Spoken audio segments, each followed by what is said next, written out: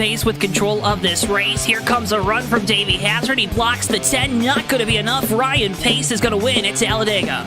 Already trying to hold off Wilson. He's done a good job so far. Wilson, one last desperate attempt to the bottom. He won't get there. Nick Curry wins at Bristol. Coming out turn number 2, coming down the back straightaway here. Looks like he's in a class of his own right now. Merzlak, one final time, get around the 55, big time send. He hits the wall, he hits it, he gets the lead, but can he hang on to it? Oh my goodness, he made it to the line! Big push down the backstretch is going to give him a good run through the corners. Just a little bit foul from the 1. A little bit of contact there for second, but coming to the line, Toby Roberson's going to take home the checkered flag and victory here from the new Atlanta Motor Speedway.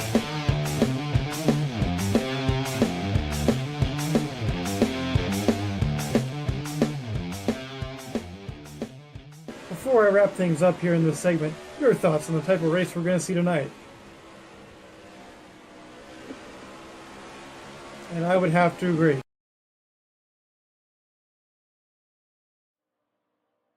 Ladies and gentlemen, boys and girls, children of all ages, welcome to tonight's feature presentation of the 3rd edition, the 2025 Danny Hardee Memorial Race here, live from the Texas Motor Speedway. We're so glad you're joining us here tonight on JTN with our friends at the Bomb Squad Racing League for what has been a very special event here on JTN. Previous 2 runnings. We're going to have some fun here with all the boys at Bob Squad. Hello and welcome, folks. My name is Joe Towanski, up here in the booth tonight with producer Bristol on the cameras and on the dials.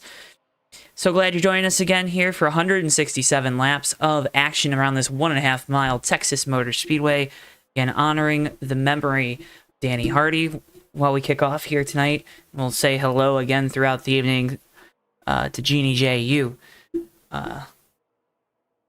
Glad to hear y'all are doing wonderful from the sounds of it, and so happy to be able to call this race again here this year. It's been one of the better ones that one of the more special ones that I've been able to call throughout the years, and just really looking forward to tonight's race.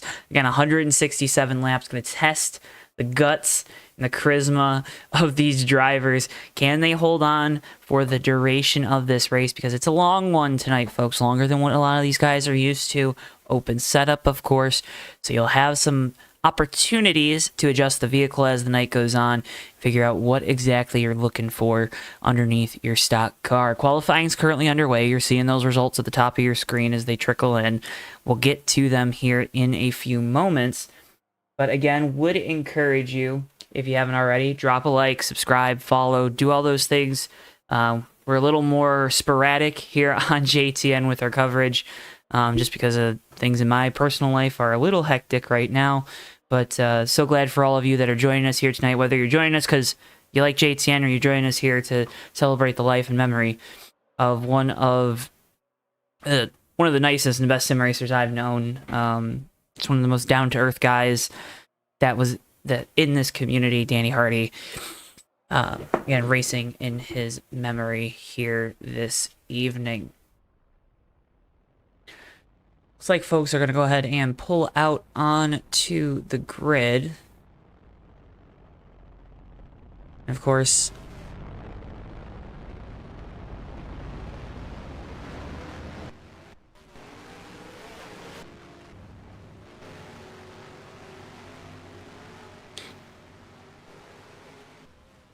as all the cars go out and get lined up here for happy hour, let's go ahead and take you through tonight's starting lineup. On the pole tonight, at a time of 27.511 seconds, it's the 93 of BSR Ricky J. To his outside will be fellow Ford driver, the number 28 of BSR Mac Daddy. The number 6 Dodge of Zach Rogers will roll off in position number 3, and to his outside in row 2, it'll be the 029 of BSR Kilojoules. Row 3 tonight, he's going for the trifecta and the three-peat.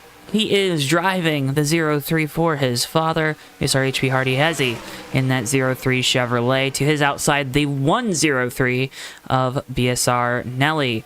The 011 of Team Speedway owner Steve Grant rolls off in position number 7 with BSR Miller, fellow broadcaster, top dragster, in the 86, rolling off in position number 8.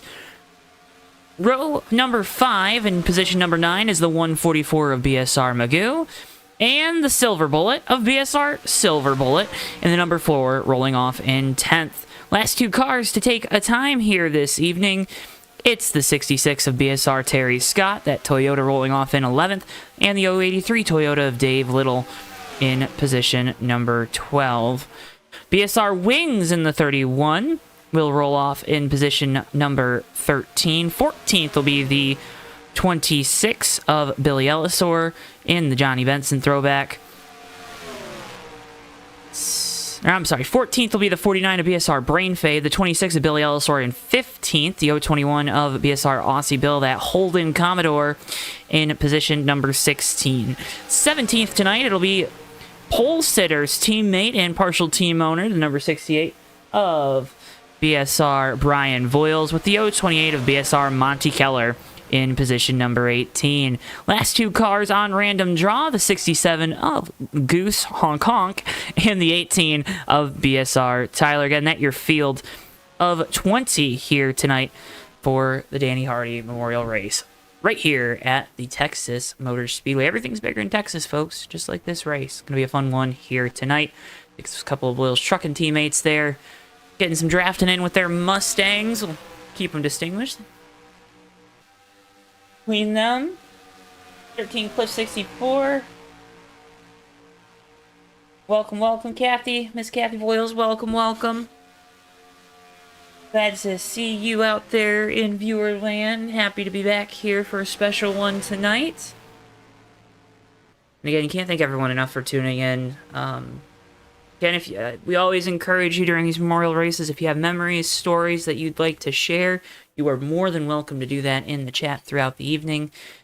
As we now will observe a fitting tribute, one of the best parts of these races in the Bomb Squad Racing League. The field will line up in a 3-wide salute behind the 0-3 of Hezzy, in salute of Danny Hardee. A few tribute laps here before we start tonight's race as the field rolls off the pit lane.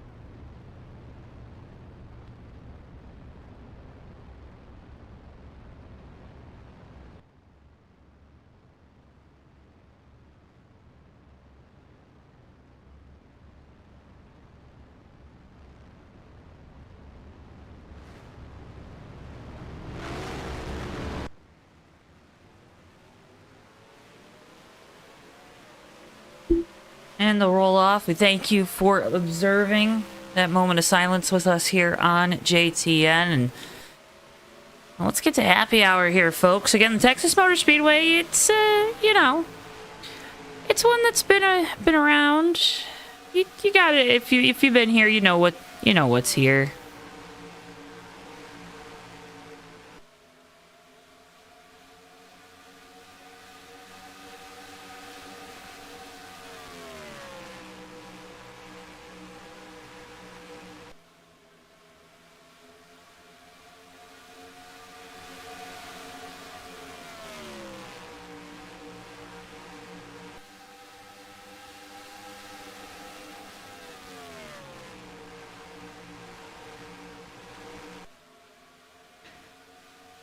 And one thing that these drivers, they'll kind of watch tonight is the tire wear. Of course, running these tracks, these mile and a halves, you can get very frisky with just how much you're mashing that loud pedal. These guys, they're going to try to maximize the setups to try to hold it full throttle for the first couple laps after a restart. But of course, with that can come some issues with, you know,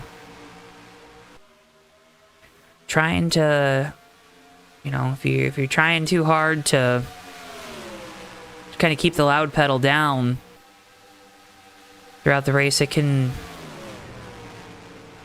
make your tires go, and you'll do stuff like this.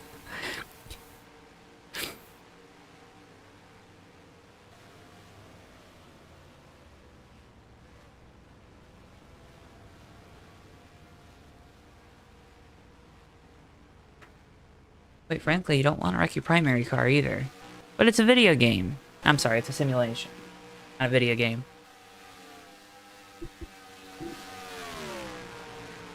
Now, BSR Nelly in the 103 currently fastest time here in Happy Hour. You see one of the favorites tonight, BSR Tyler in the 18. One of the favorites here this evening, as always, in that Interstate Batteries Toyota. Kilojoules in the 029 has seen this race slip through his grasp.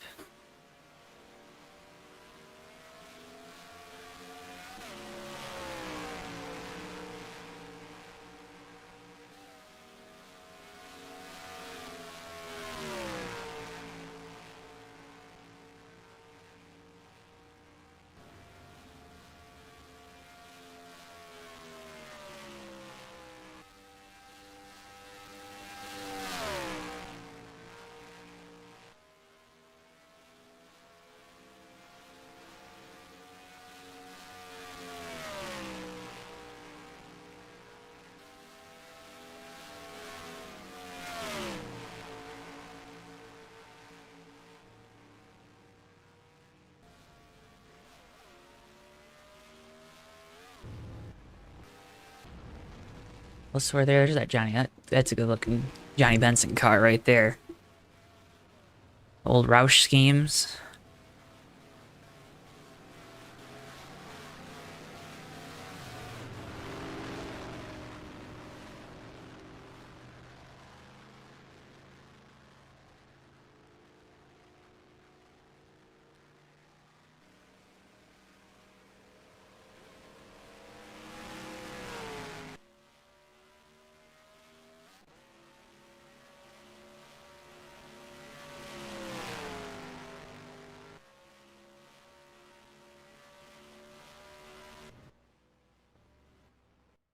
Watermelon on the roof of the AT.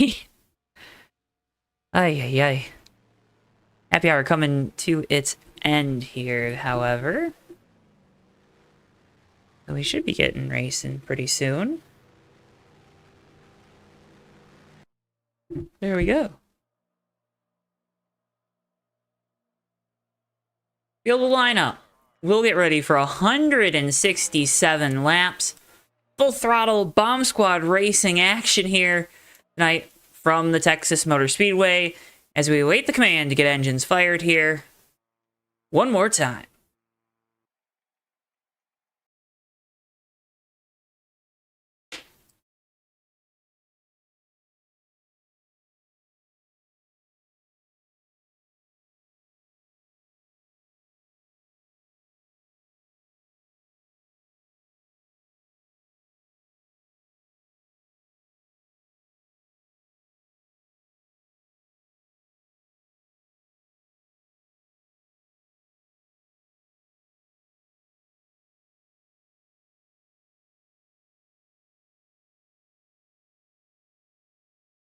Drivers, start your engines!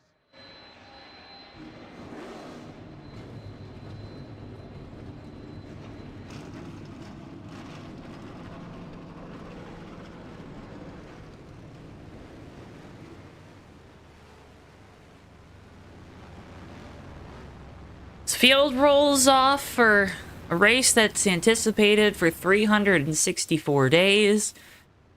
Again, it's going to be BSR Ricky J and BSR Mac Daddy in row number 1. Zach Rogers and BSR Kilojoules in row 2. Sorry, HP Hardee. BSR Nelly in row 3. Steve Grant and BSR Miller in row 4. And BSR Magoo and BSR Silver Bullet rounding out your top 10. Terry Scott. Dave Little in the 83. BSR Wings. BSR Brain Fade. Billy Ellisor, BSR Tyler, BSR Brian Voiles, and Goose in the 67. Again, your field of 20 here tonight. 167 laps. About 28 to 32 on a tank of fuel and Goodyear tires. There'll be consequences for pushing the issue early. There'll be consequences for pushing the issue late. Some of those are good, some are bad. We'll just have to wait and see what decisions these drivers make throughout the night. A Dodge Charger pace car will make the hard left turn down the pit lane, gives way to the 93. Ricky J with command of the field, and we are racing here from the Texas Motor Speedway. Green flag, and we're underway.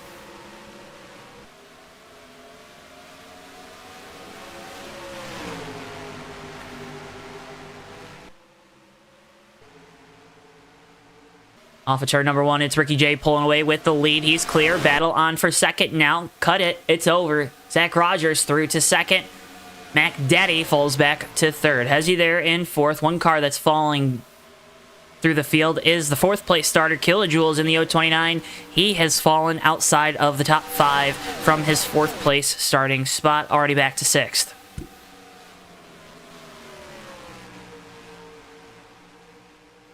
One starting to get lined up here, single file throughout the field. Everyone playing nice. Again, it's a long race here this evening.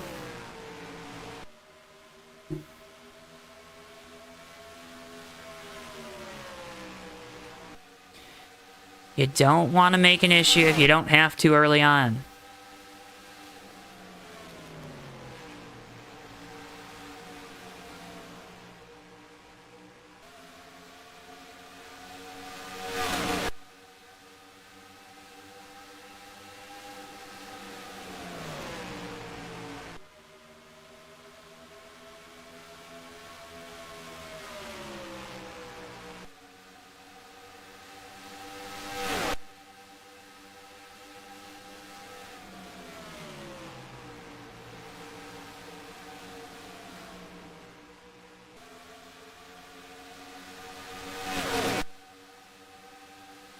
Ricky J, you got to be feeling pretty damn good right now. You're rolling with the lead. It feels like he's kind of pacing the field right now.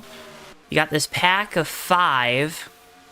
You got Kilojoules back here maybe holding up Miller as the 86 will look to the inside for the 6th spot down into turn 1. That Powerade Chevy on the bottom.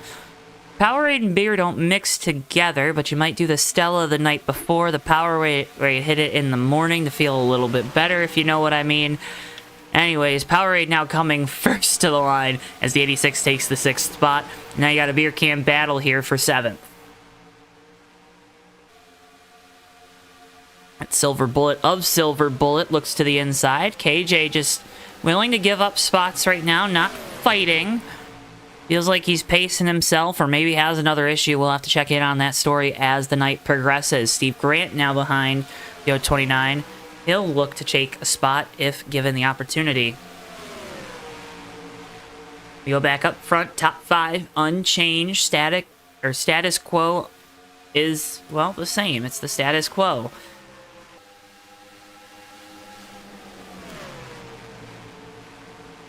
Ricky J's led all 6 laps here this evening so far from the pole position.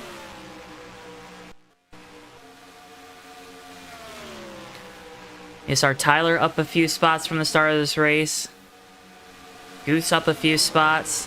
Brian Voiles up a few spots, but they're kind of falling back.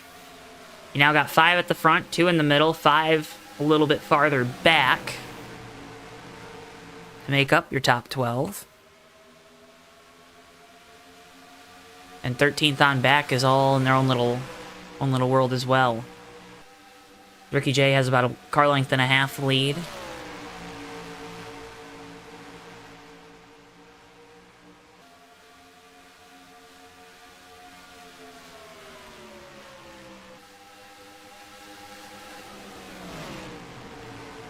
I'd expect once we approach this 10 lap mark, got a couple more laps, we'll start to be able to pick up on where the long run speed lies.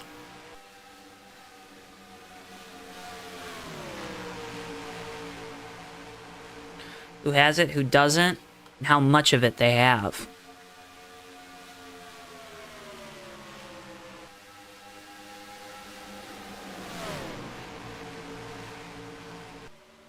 Zach Rogers to the inside, looks for the race lead. Inside track has help from Mac Daddy in the 28. Pushes that 6 bright purple Challenger to the race lead. And Mac Daddy going to go through clean for second.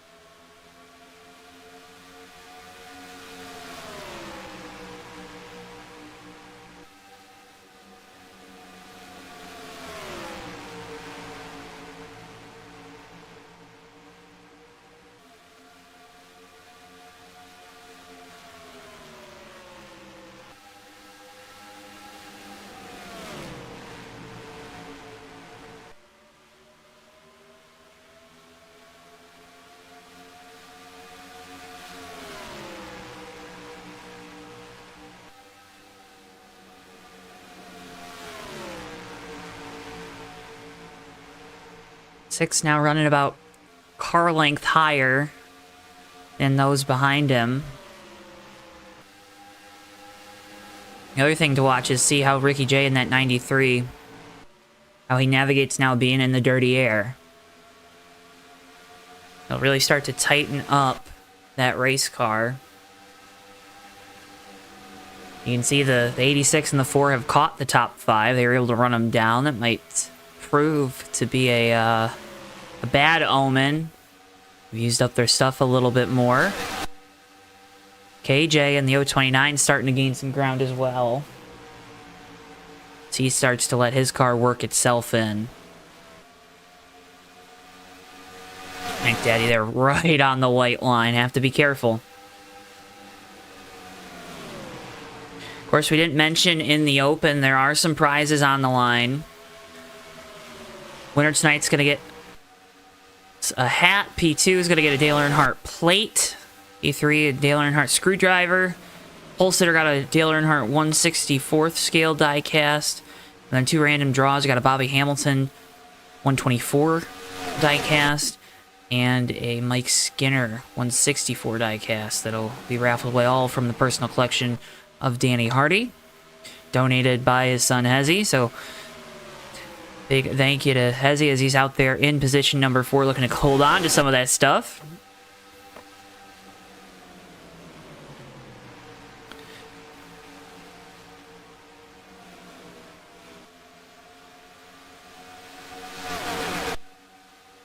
But again, just the early stages of this race.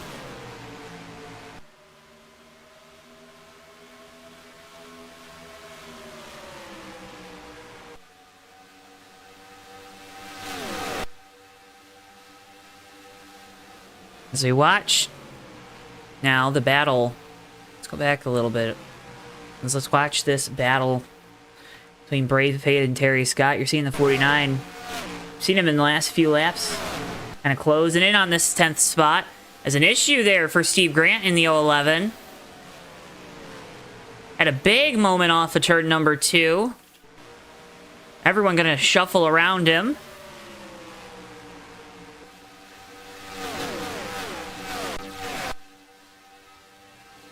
Let's get a replay of that. And this was just a moment ago Watch that car just get really loose, and he manages to save it. Terry Scott does a great job of staying off of him. For Steve Grant, he's going to lose a lot of spots and now has some left side damage on that car. Not too often that you have that here. Not too often, at least, you have the left side damage and you keep going. What that did, though, is it really broke up this battle between the 66 and the 49. Up front, while we were looking away, Ricky J lost 4 more spots, excuse me, as he was able to get by him.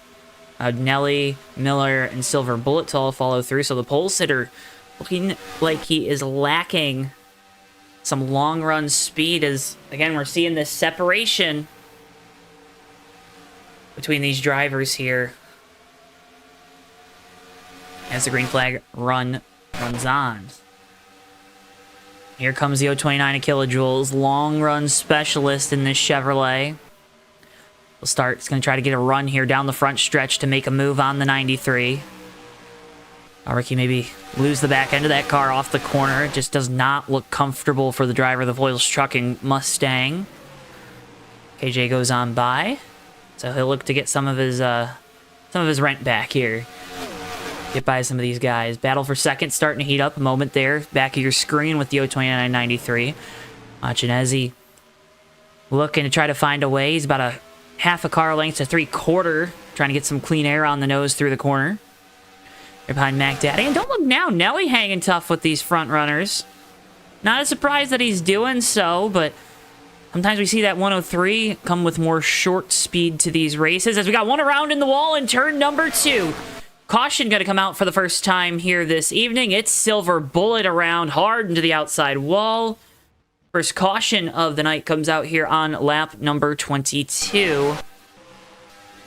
Let's get a replay of it going down into turn number 1. Going to be some contact there. Gets tapped from KJ in the 029, and that sends the 4 Coors Light Chevrolet up into the outside wall. Only one car involved, but nonetheless, first caution of the night is out here again on lap number 22. Take a look from high above here.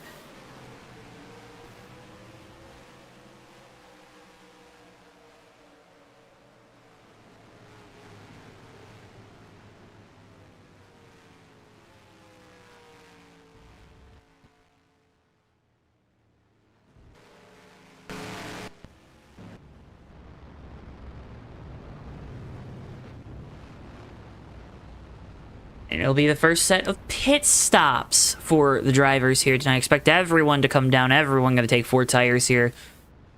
First opportunity that they will have. Let's watch and wait and see. As the field comes down. Got no bonus points, so no reason to stay out here unless you're trying to start at the back of the field. It's a big break for Monty Keller in the 028. He had lost the draft. Don't know if there was an... It sounded like there was an issue. Don't know what the issue was towards the start of the event. Caused that Mountain Dew Chevy to lose touch the leaders. Oh, contact there with the 6 and 28. That's really going to hinder Zach Rogers from getting out of his pit stall here. The way the angle of that 28 car. 28 also pointed towards the inside wall. He's going to have some issues. He backs up, gets in the way. And Mac Daddy wins the race off pit road. Close battle there between the 6 and the 03. We'll have to wait and see who won that one. Tyler Mallon, or BSR Tyler in the 18, grabbing some positions off the pit lane as well. Mac Daddy, good stop there for the Haviland Ford team. It's off the pit lane first. Zach Rogers will now have to try to figure out a way to get around this 28 car. Restarting when we go back green. Hello and welcome everyone in chat. Hackerstown, Benjamin Snyder, welcome, welcome. Doing well. Hope everyone else out there is doing well as well. Looks like 28 might be coming back down pit road. He's coming back down.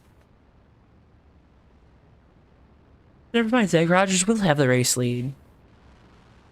When we go back green.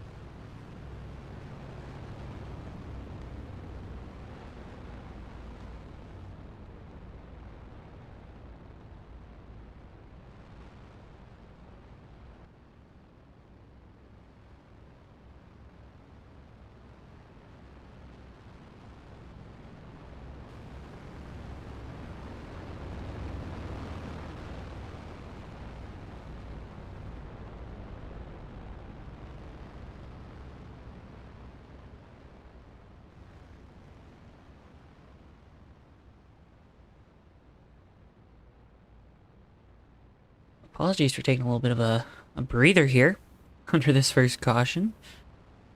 Been a while since we've been on your airwaves, so thankful to see all you tuning in, see that we're still here.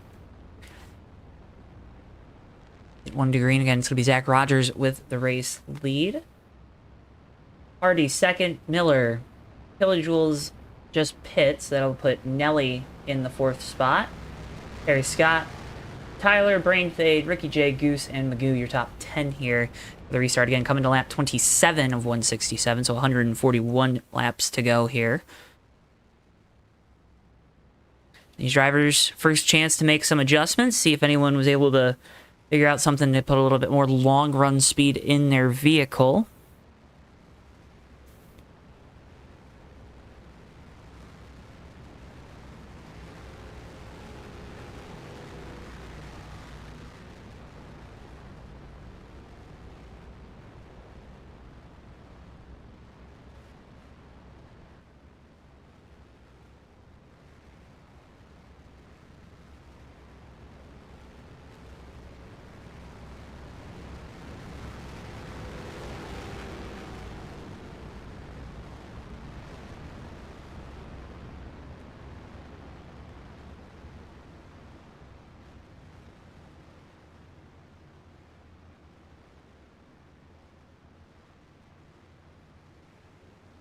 As the pace car pulls in, again, it's going to be Zach Rogers leading us back to green.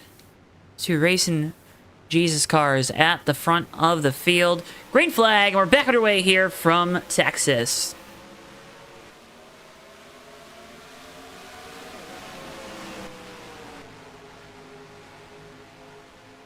Field nice and orderly as they head down into turns 1 and 2. Off the corner, I already see Nelly looking for 3rd spot to the inside of Miller. Didn't have enough of a run. A couple cars into the outside wall. Just a little love tap there off of turn number 2.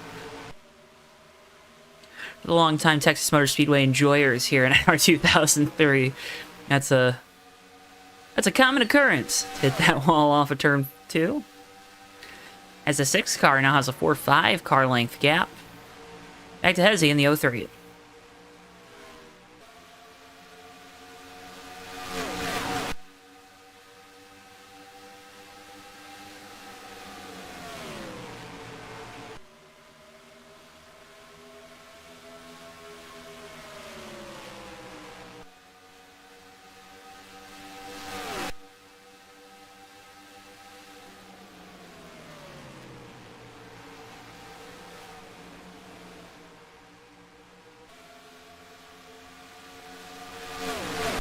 Miller looking to the inside of Hezzy for 2nd.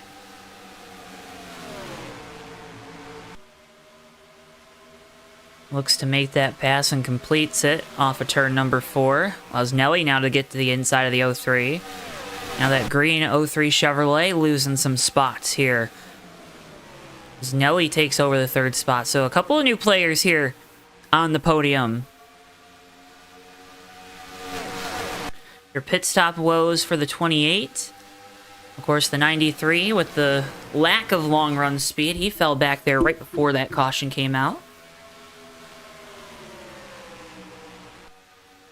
Those were kind of the guys that we had all of our cameras in the garage area pointed on throughout practice and happy hour and setup here this evening.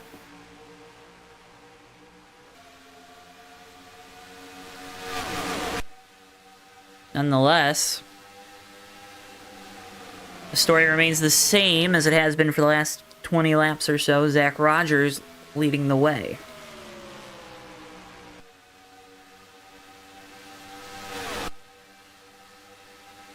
Little battles further on back. See Goose here starting to apply some pressure to the back of the 49 of Brainfade. Brain trying to throttle it up center of the corner. Get a little bit of a gap there on that 67 Chevrolet.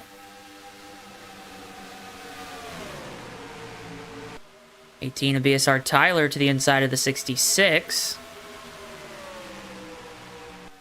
He'll complete that pass.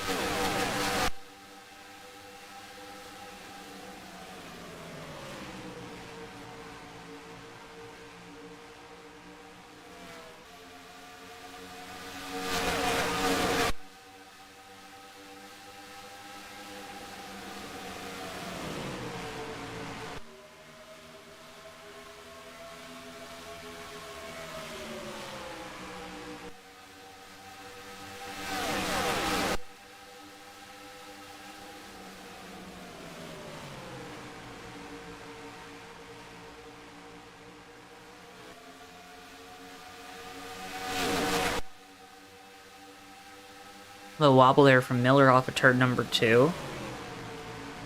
Be interesting to see what the thoughts behind the wheel of the 60, 86, the 103 are here. We'll get a difference of opinion on how hard to push it. And you're constantly in this battle about, you try to balance how much you use up your stuff, how much you push, how little you push to try to save it. And on this run too, you're not seeing this gap develop between two packs of cars, that everyone kind of staying together here in this field. Of course, dirty air not as big of a deal here in NR2003, but you definitely still feel it. The gap a lot closer.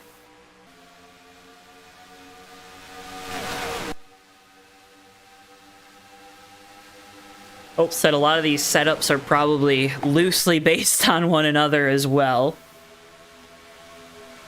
But of course, the benefit of being open setup, you can adjust that to your preferences, and I think it's why the open setup realm is just, it's popular for the guys that have been around the game and around the sim and around the community a little bit longer. Which I think a lot of the newer guys like the fixed setup because it gives them the security and knowing that they have the same thing as the guy next to them. One can't just dog walk away. But you see that no matter what, so does it really matter? I'm on my soapbox, people. I'm on my soapbox. Big moment there for the 83 off the turn number 2. That's KJ to his inside. Little there in that Pennzoil Toyota. KJ gonna pull off the pass, slide up in front. He'll continue to try to march back to the front of the field after causing the first caution of the night. Tyler there in the 18 has now pulled Ricky J through with him. By Brain Fade in the 49. Harry Scott's lost a couple positions since we were last back here in this mix of vehicles. Hardee there in the 03. Again, looking for the three-peat. Oh, one in the outside wall here. Off of turn number 4, that's Brian Voiles around on the front straightaway. Silver Bullet also collected up in it. Caution going to come out for the second time here tonight on lap 39.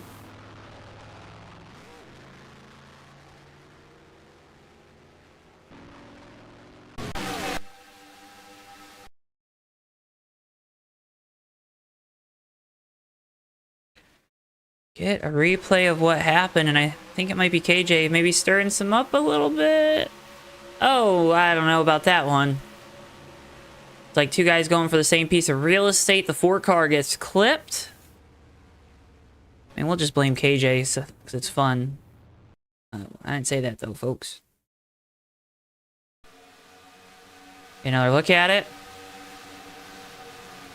Yeah, I think one might be on Voiles. Looks like he got little push off the corner handling of the car. Wasn't able to keep it off of that 029. One more look. Here in slow-mo. Right, 029, he's taking his normal line. 68's kind of taking this line. Silver Bullet was trying to slow down, just barely gets clipped, and then goes for a slide through the grass. Just never liked being involved in multiple incidents before the race has even reached its halfway point. Definitely hurts the confidence of the driver, even though neither were his fault. This brings up second set of green flag pit stops here as the field comes down pit lane. Alright, Kathy said it's Brian's fault, so that's the ruling from the tower then.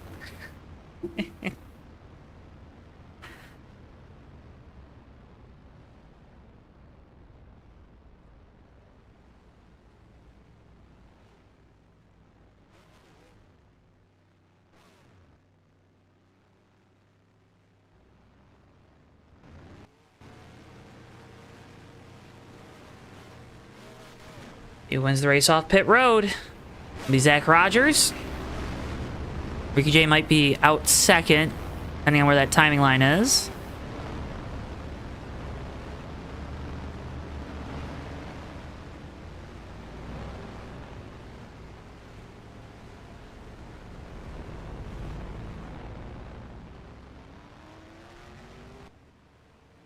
Wings staying out here in that Cheetos 31.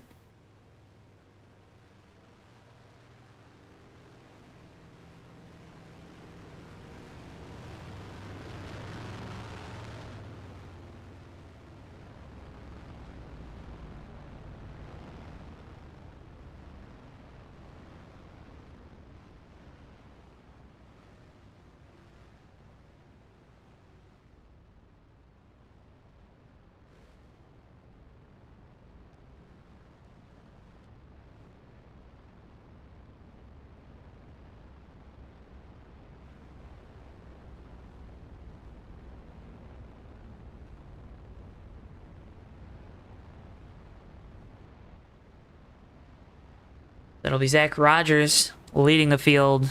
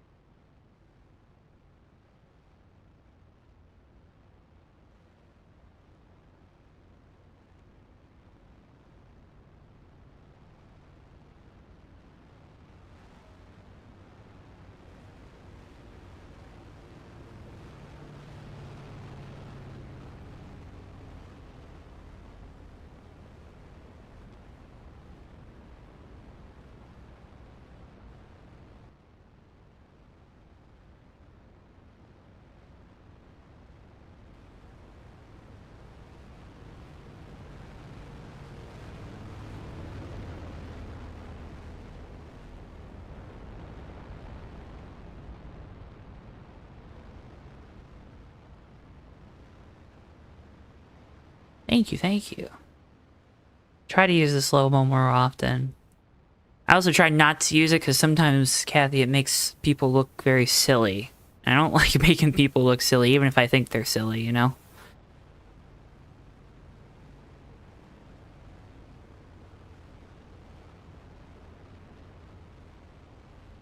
We try to be fair.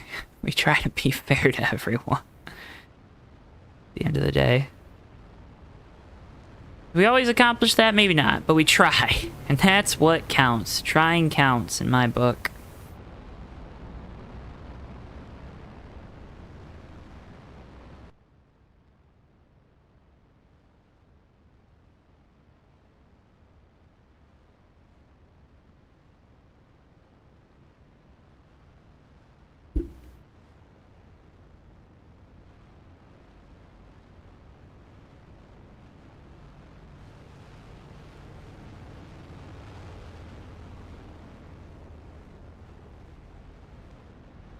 So when we go back green, it'll be Zach Rogers with the race lead. Ricky J there in second. Nelly, Tyler, and Miller, your top 5. Then Brain Fade, Terry Scott, Mac Daddy, Magoo, and Hardee, your top 10. HP with a bad pit stop there. Moves him back all the way to the 10th spot in the 03.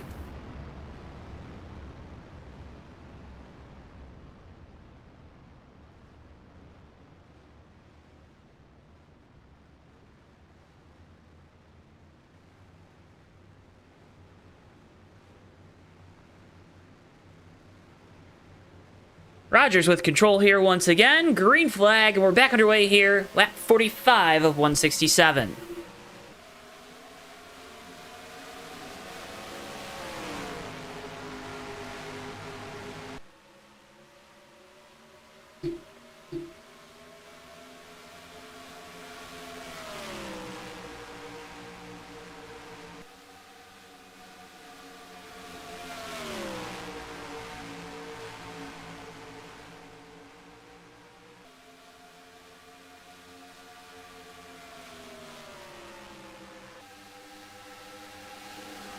This time the field is stringing itself out. Guys at the front, they're hitting the go pedal. Guys towards the back, maybe a little more cautious.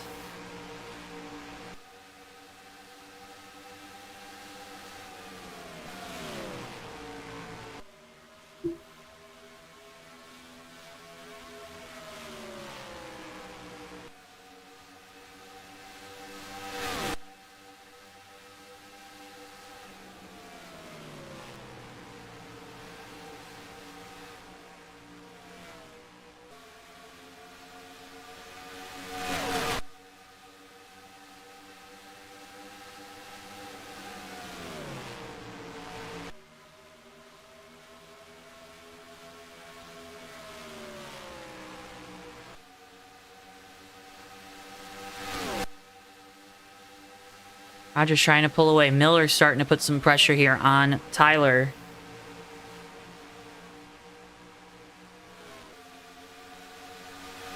See if he can get around this 18.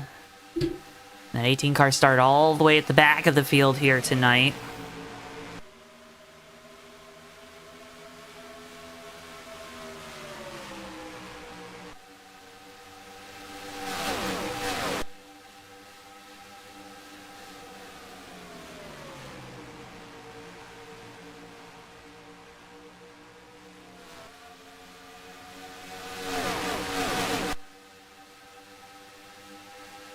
There goes Miller looking to the inside into turn 3. 86 on the bottom, 18 on the outside.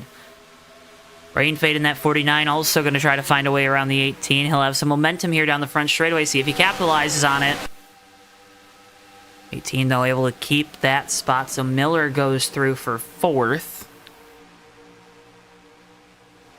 86 having a strong night, up inside the top 5 for most of it so far. An impatient Mac Daddy right now behind Terry Scott in the 66.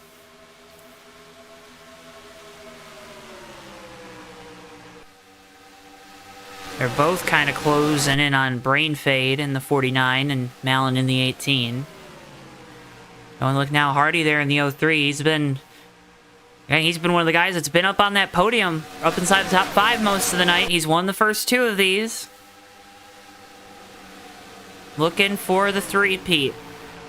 McDaddy to the inside of Terry Scott. He takes position 7. And here comes Hardee looking for 8th.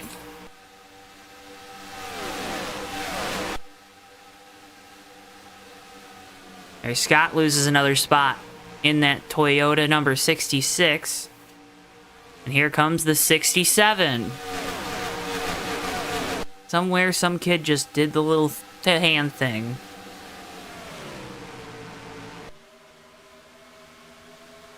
McDaddy with a run now on Brain Fade for the 6th spot. As the caution is out, we got a big crash here off of turn number 4. Multiple cars around Silver Bullet also involved in this one a little bit further back. Little in the 83. Caution going to be out here for the 3rd time here this evening. Try to see what happened here. We saw Monty Keller, Silver Bullet.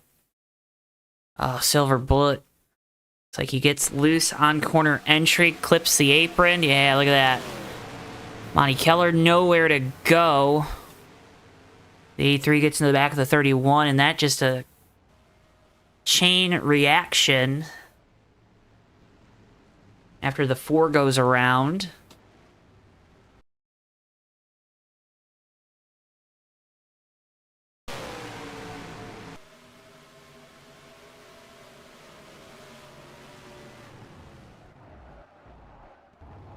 Couple of tough licks for a couple guys.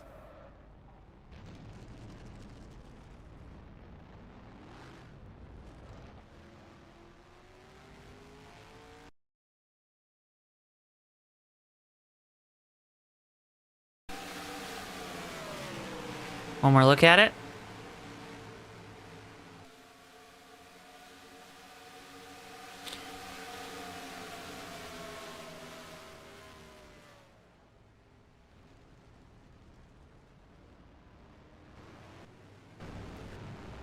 Caution out for the 3rd time here this evening. Pit stops are underway. And I believe Zach Rogers wins the race off pit road. Ricky J, though. 93 had a very quick stop. Dominoes indeed, Kathy. Dominoes indeed. Not the pizza place, folks. We are not endorsed by the pizza place. Kind of cool if we were, though.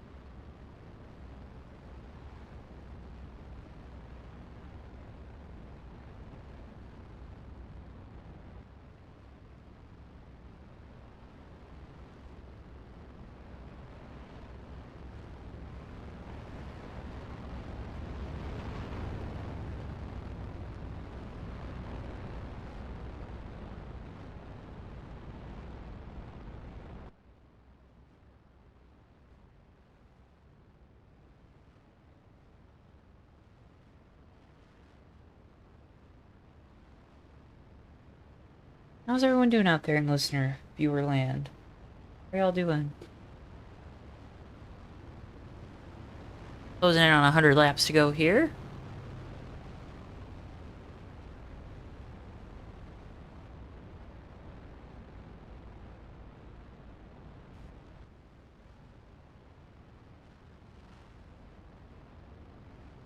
Of course, NASCAR Cup Series season just ended. All the NASCAR National Series just ended. Short track racing, of course, still, I think All-American 400s tomorrow in Nashville. So still some great short track racing there before racing kind of shuts down for about a month and then picks back up. Nice, Kathy, nice. That's a big change, though. Big change.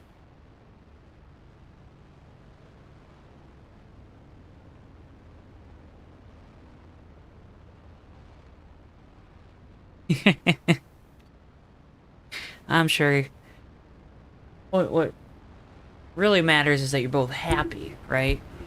So Ed's been happy tonight as 6 Zach Rogers. He's shown the way for everyone here this evening.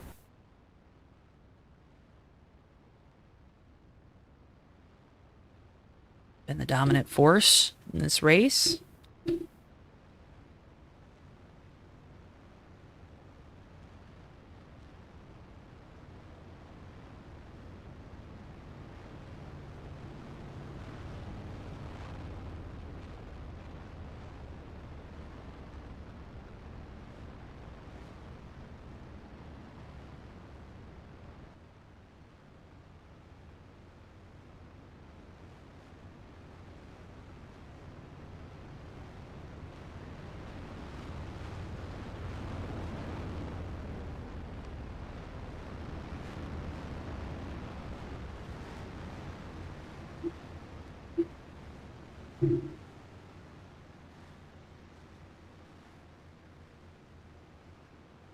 So Zach Rogers with control here for the restart.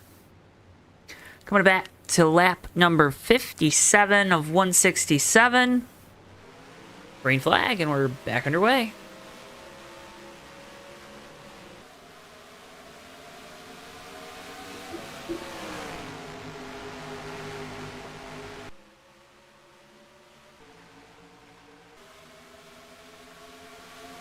We jumped there by the 6 to get a gap back to the 93. Saw Miller in the 86 with a little bit of a moment there.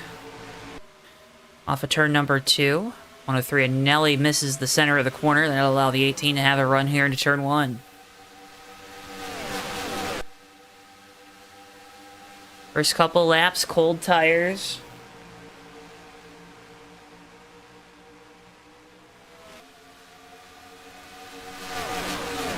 A couple guys maybe struggling with that. Here comes Miller to the inside of the 18, looking for the spot once again.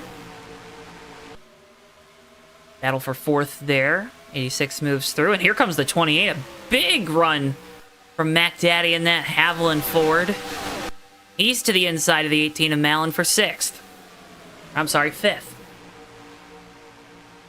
Now Malin back into 6th as the 28 moves back inside the top 5 after having to make an extra pit stop 2 caution periods ago.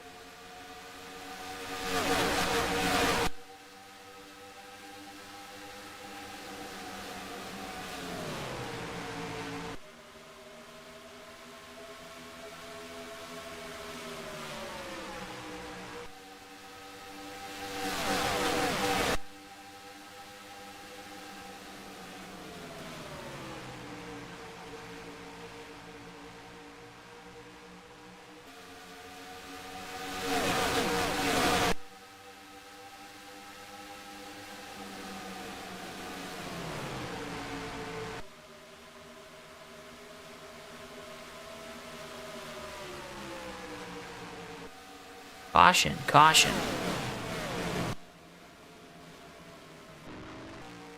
Like the 83 slow here. Turn 3.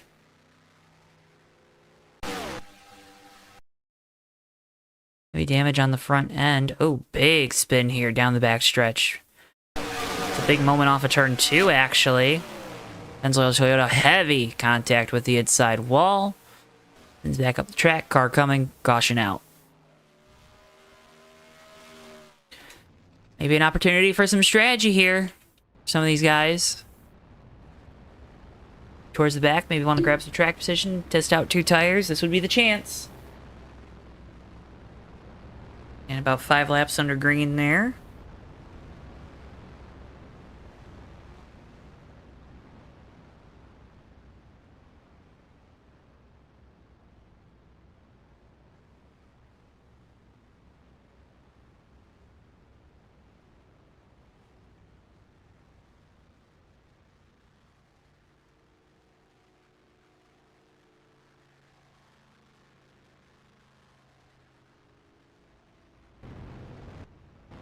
As everyone comes down pit road.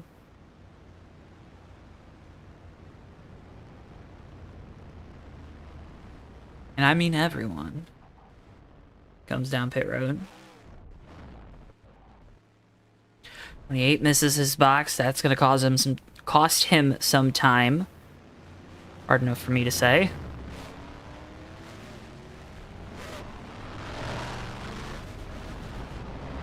Race off pit road is won by Miller in the 86.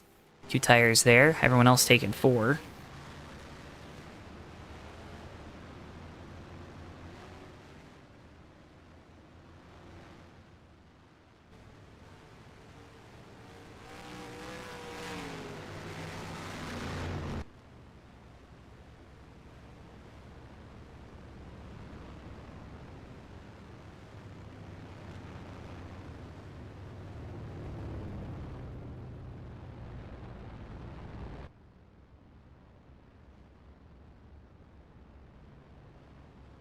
Wings staying out to lead a lap in that 31. Expect him to come down pit road like he did last time. Do you guys have fiber out there now, Kathy?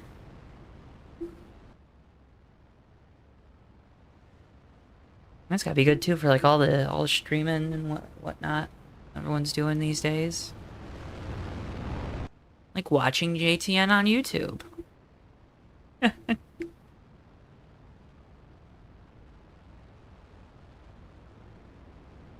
That's the most important thing that you could stream.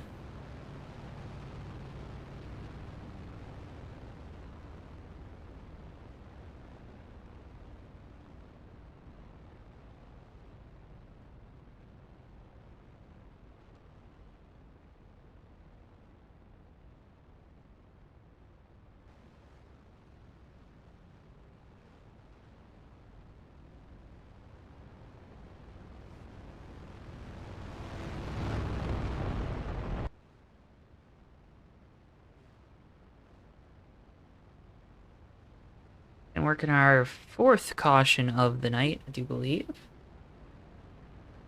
Here from the Texas Motor Speedway. Miller out front with the strategy call in that Powerade Chevrolet. Appreciate his service. Take that risk. Let's see how that plays out for him.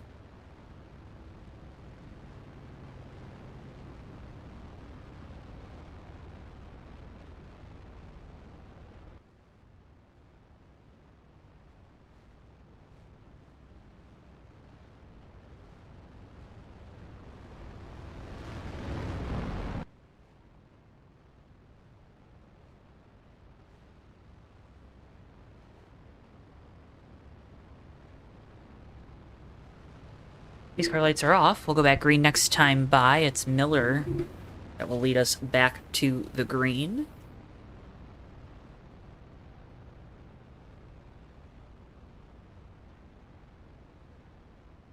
Rogers now in 2nd. First time he's been in that position on a restart this evening. Remember, he started the race in 3rd. Able to quickly take the second spot, though, on the initial start.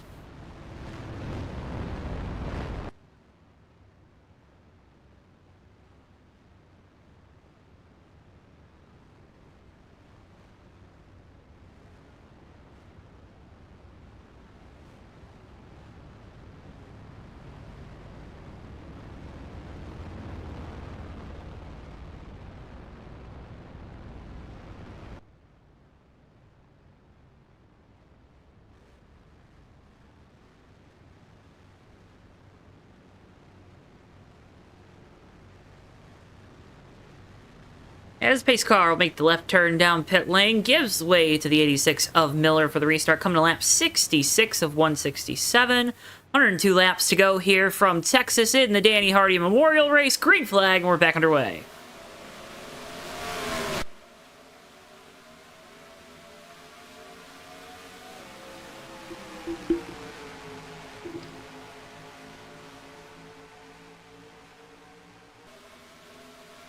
No, Chevy.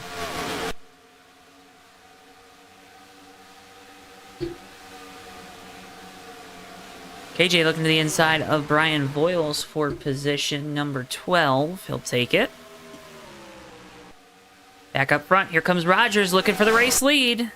Inside of Miller, he'll take the top spot.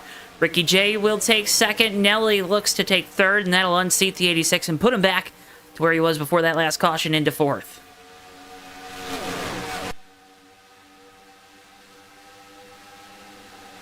The two tires not enough to keep the 6 in the rear view, or I should say the clean air in 2 tires.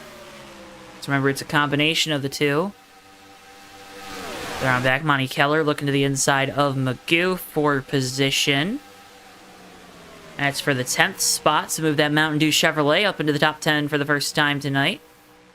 Scratch that, that's 11th, because KJ got by both of them that last lap.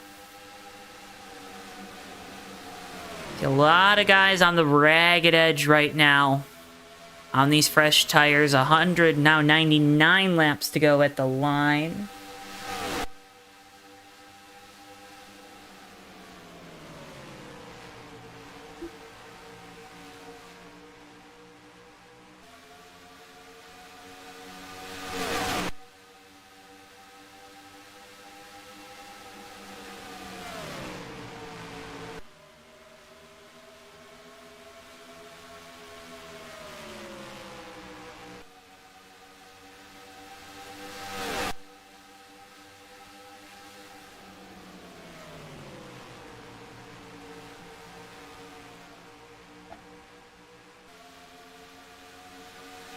So, once again on this restart, we got everyone kind of smushed together. No big gaps really formed from the jump, like on the previous. In an ebb and a flow to even how the restarts are working here tonight, folks. Keep watching as these patterns develop.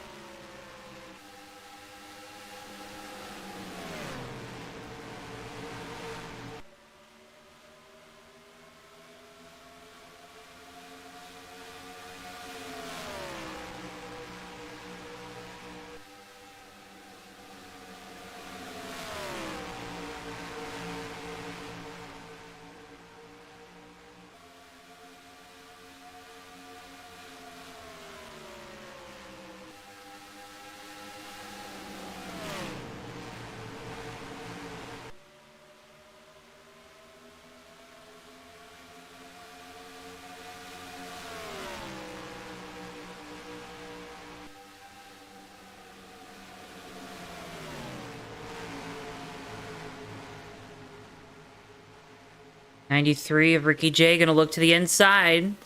The caution's out. We're slowing down, that's why he's looking to the inside. Couldn't really tell. 66 with some issues.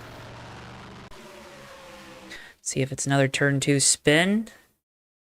Oh, no. Well, it wasn't him, at least.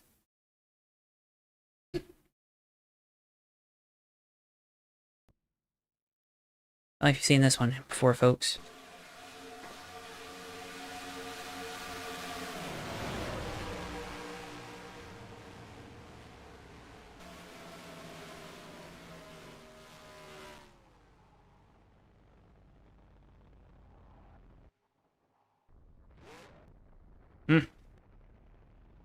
Ryan Voil's gonna be out of this race.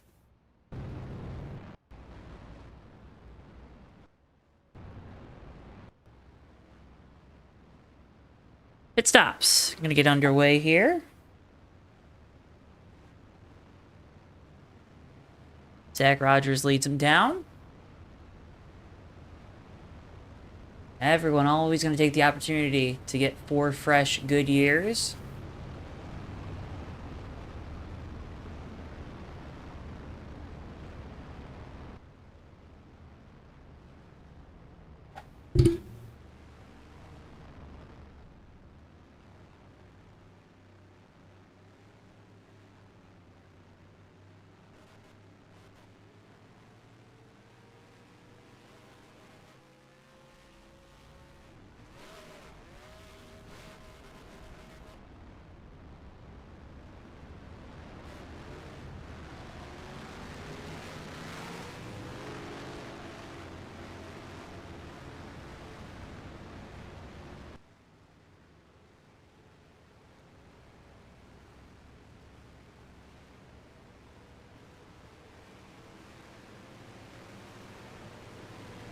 Race off pit roads won by Ricky J in the 93. Zach Rogers comes out second, Nelly third. Miller and Hardee your top 5.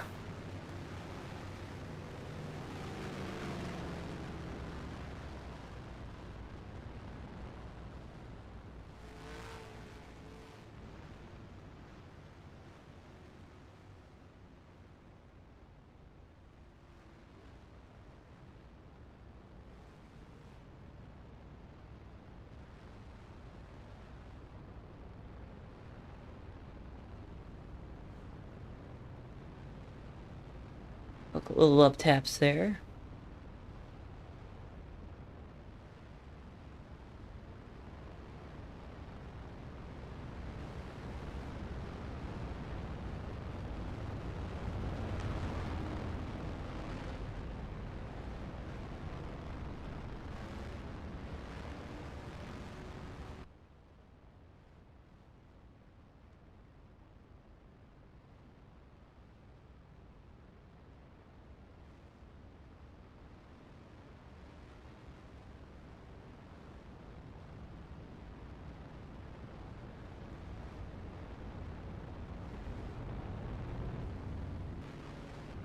Got something brewing here. Don't know what, but it's brewing. They're being silly geese. I got a goose. There's only one goose. We don't need everyone to be a goose.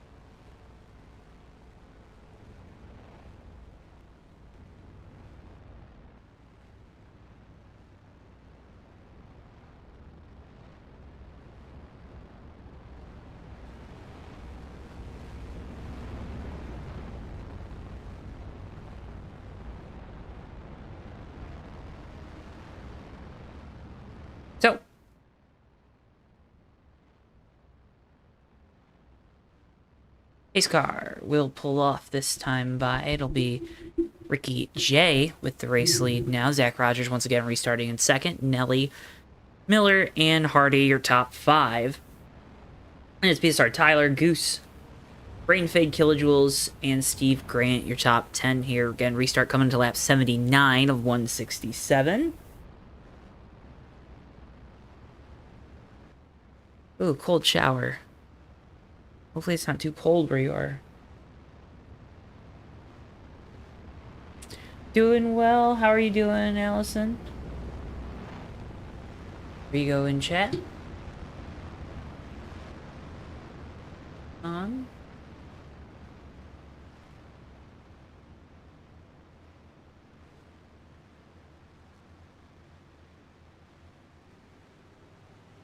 As the pace car is in, Ricky J with control for the restart, coming to lap 79 of 167. Green flag, and we're back underway.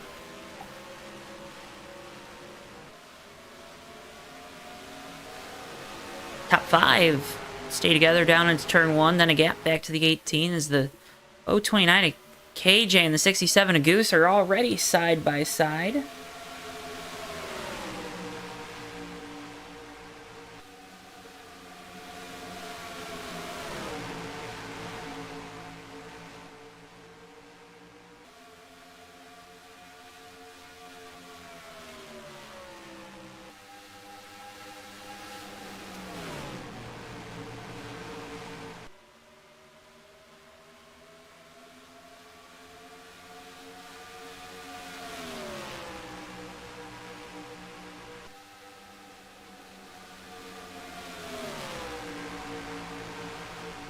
Jay out front with the race lead. To wait and see if he learned anything from that first run, green flag run of the race where the 6 was able to power by him after about 10 laps. See if he's figured out an adjustment or figured out a way to adjust his driving. Make the tires last just a itty bitty longer. By itty bit, I mean 20 laps.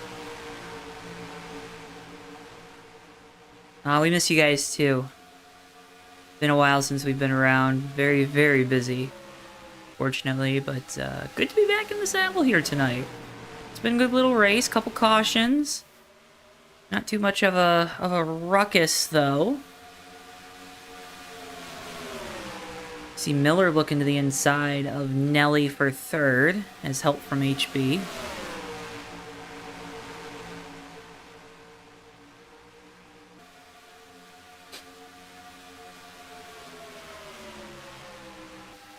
E6 though just not able to complete the pass, and Nelly holds on to the spot, and now the 03 going to look to the outside of Miller for the 4th position. These two Chevrolets will be side by side down into turn 3, and I think the 86 is just going to give up the spot. Car did not look comfortable with one on its door.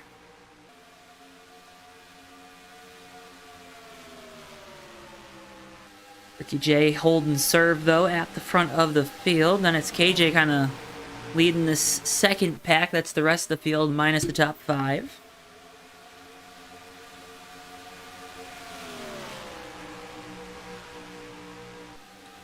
McDaddy making a pass here on Monty Keller, 28, no 28.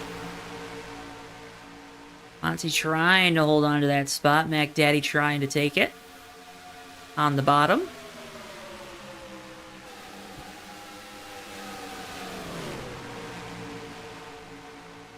Weird, the outside line almost looks like it's starting to pull. These guys getting a little more confidence in it. Second time we've seen a guy use the outside to make a pass. Saw HB do it at the front. Monty now doing it further on back, unless these guys on the bottom are really saving their stuff. But he just made a pass on Brain Fade, and he completes it, and now looks to get one from Steve Grant in that green Mountain Dew Chevy. Now pulls down in front of the 49. Choo-choo, here comes the outside line. Hardee through to third. Now going to start putting some pressure on the 6 of Rogers for the 2nd spot.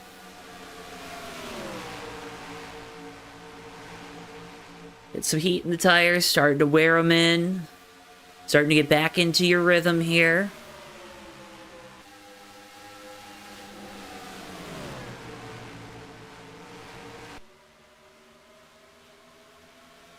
6 car just better on exit. 03 looks to be better entry to the center, and then I'd probably give the advantage to the 6 center and exit. That's what's allowing him to hold on to the spot. That time, though, puts together a good 3 and 4. Opens up the gap just a little bit more. You're seeing some gaps form further back here in the field. Silver Bullet way up the racetrack in the rough stuff. And this isn't the current configuration, let's say, of the Texas Motor Speedway, but still, you do not want to be way up there out of the racing line. Absolutely no grip as you start to approach that outside wall.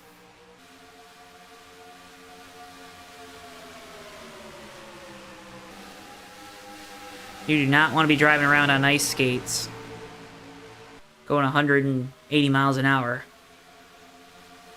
Wings looking to the inside of Mac Daddy.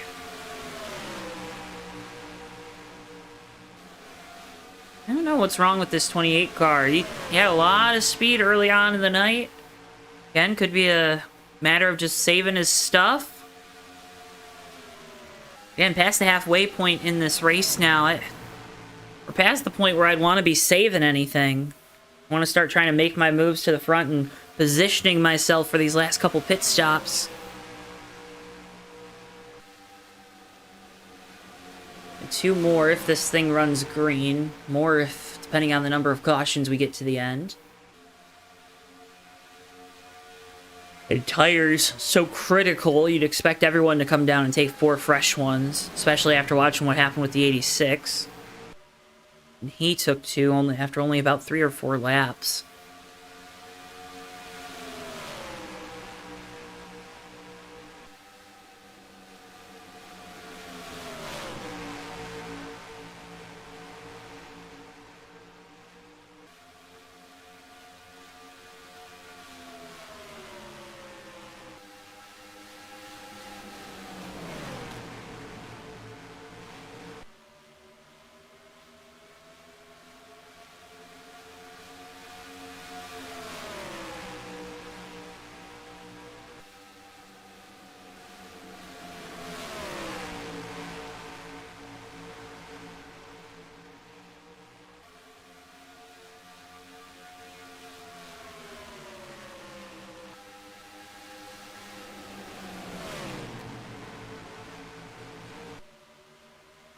Interested that the 6 hasn't pushed the issue too much just yet. Don't know if it's a matter of the 93 being a little bit better now. Maybe making some adjustments to get some more long-run speed out of the car, trying to figure out what he has to have. Of course, as I say that, Rogers closes the gap there.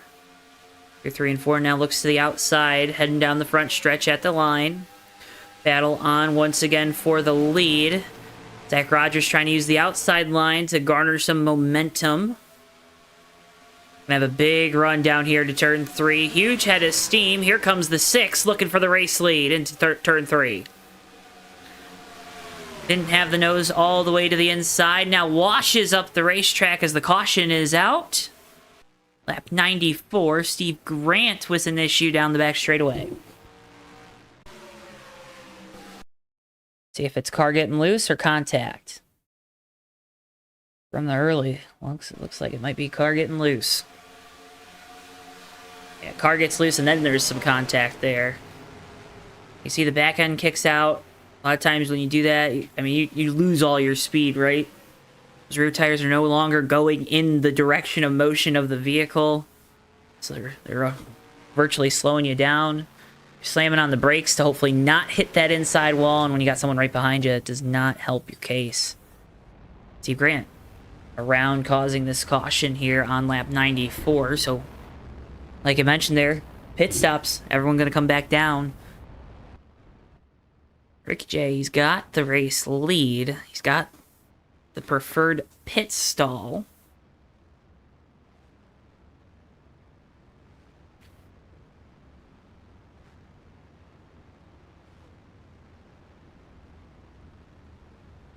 That should be a pretty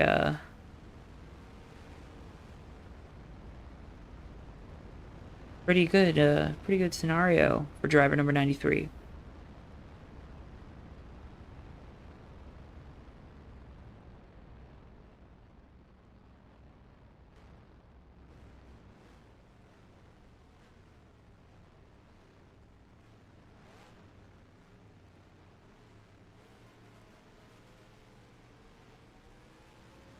Race off pit road will be won by the 93, I think.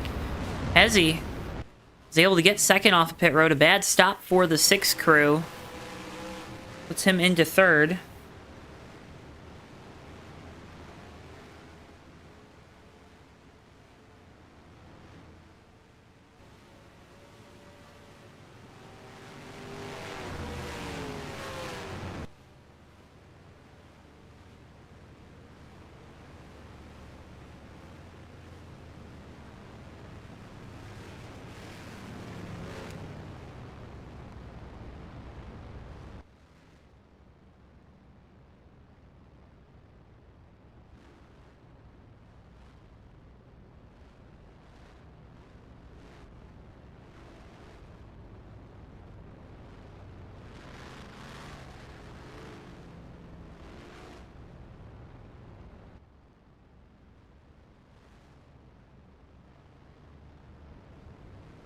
Wings once again staying out.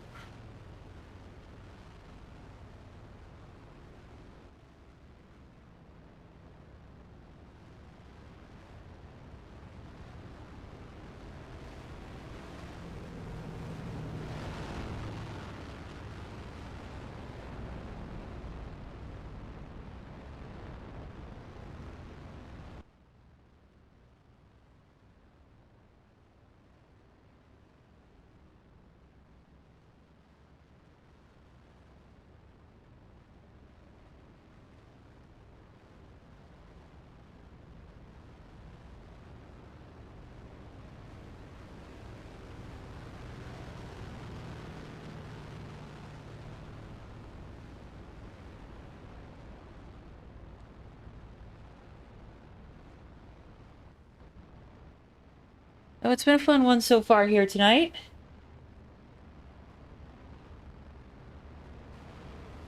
Oh, Zach's never won a race at Texas?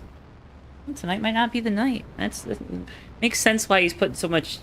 Zach Rogers has put a lot of effort into this race tonight, and I think he wants this one more than most. The HB probably wants it the most out of the drivers here, but I know everyone... This is, of course, a very special race. Danny Hardee, in memorial, Danny Hardee. Want to give a shout out, of course, Hezzy here tonight, but shout out to all those that have been affected, of course, by Danny's passing, but also his family. Jeannie, you're out there watching, wishing you, again, continued success and grace and peace of heart and mind. Jay, you. Hello, Uncle Phil out there. Hello. I'm wishing all of you the best. Gotten some very positive updates, so congratulations on all of them. Just everything going on, but yeah, I know y'all are doing great. It's happy to hear it, and again, happy to be here tonight, being able to host this wonderful event here on JTN. Pace car lights are out. We'll go back green next time by. It's Ricky J with the race lead, coming to lap 99 of 167. 93 was on pole here tonight. You got HB there in the 03. He's been fast. Just kind of waiting. He always does in this one. And biding his time. Zach Rogers there in third. That's Nelly in the 103 and Miller in the 86. Your top 5 here. Coming for the restart again. Lap 99 of 167.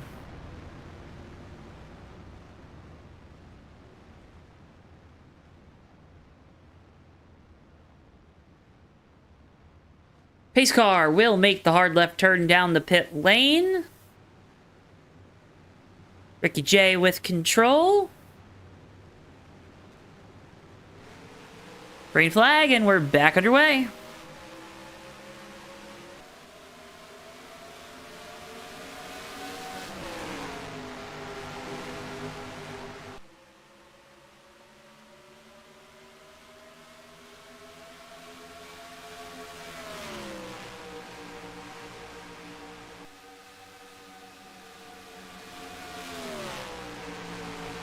Jay with a good restart, gets a gap back to Hardee there in second. Rogers sits in third, all over the back bumper of the 03. Looks to the inside now.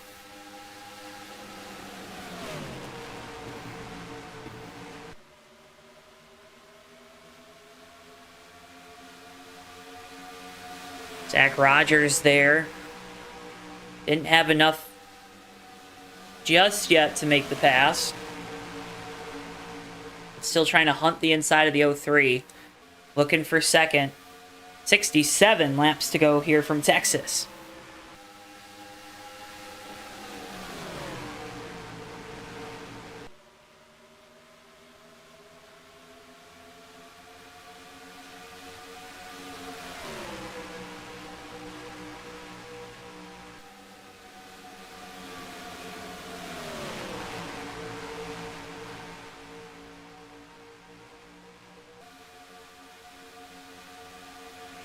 Looking back at the battle, KJ goes to the inside. This for the 7th spot. The inside of Goose and then Dr. Pepper Chevrolet.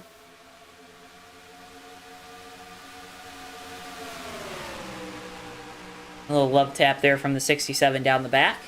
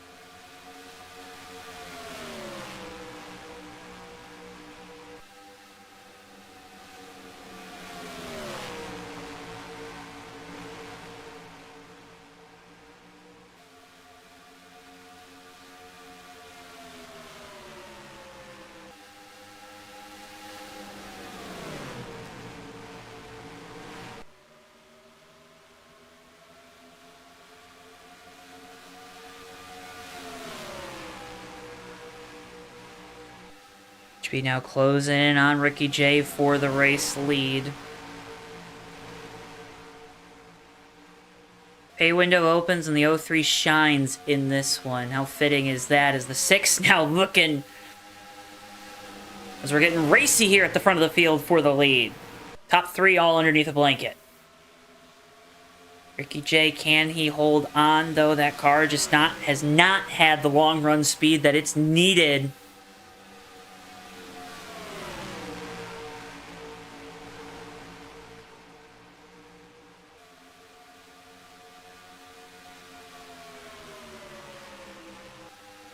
Don't have that long run speed, it's going to be hard to contend.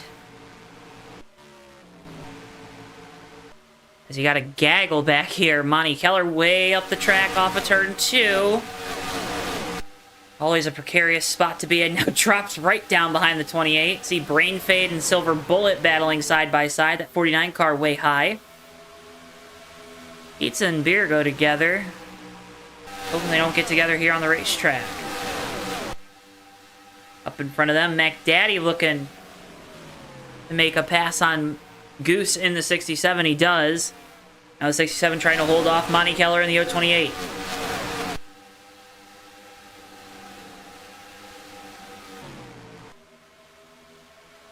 Back up front, it's still Ricky J with the race lead. Battle for second.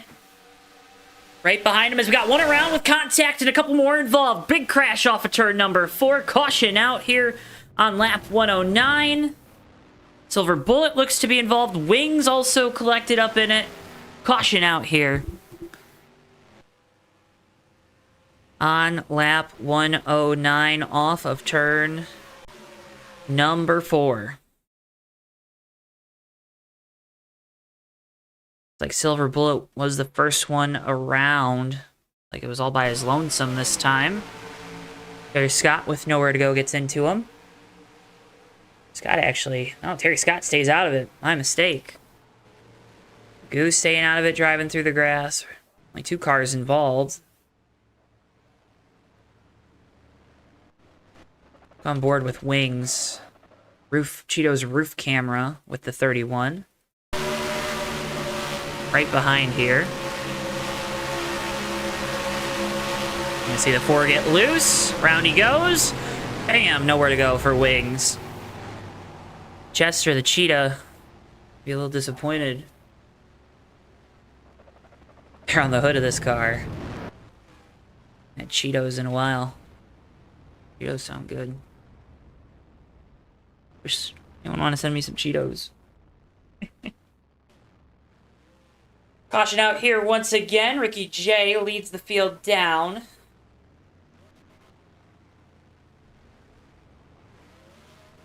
Race off pit road. Will be won by the 93. HB barely edges out the 6 of Zach Rogers. Nelly there in 4th. Miller rounds out your top 5.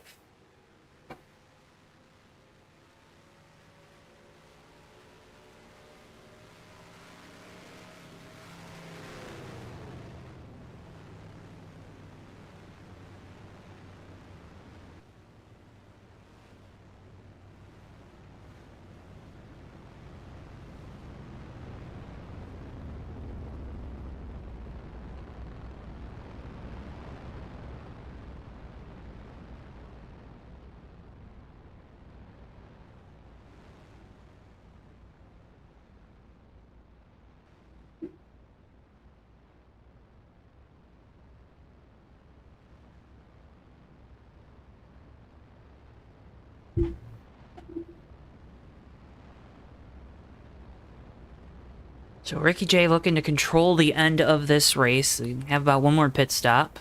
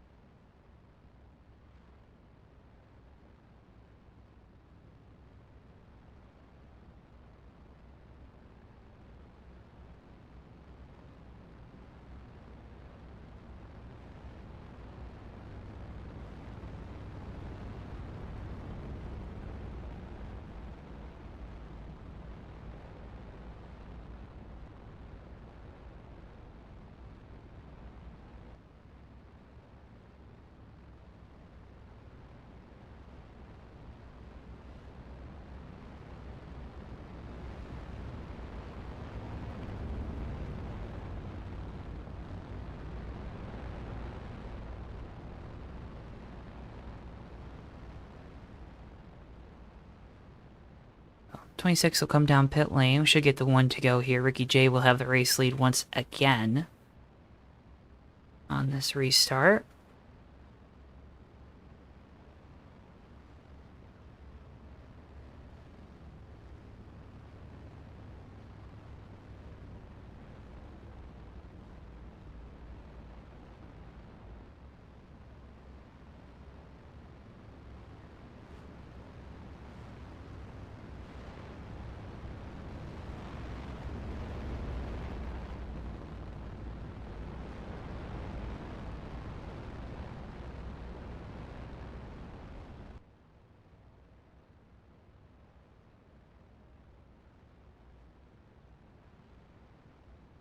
Rick J, HB, Hardee, Zach Rogers, Nelly, Miller, your top 5. Then Tyler, Kilojoules, Goose, Brain Fade, and Monty Keller, your top 10.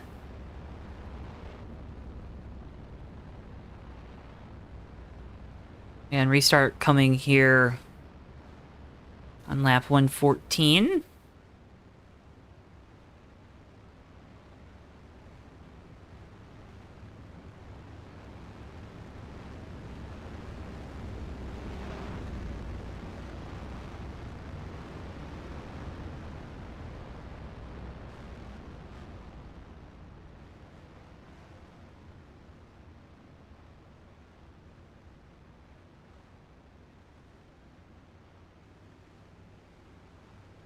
as the pace car comes down the pit lane.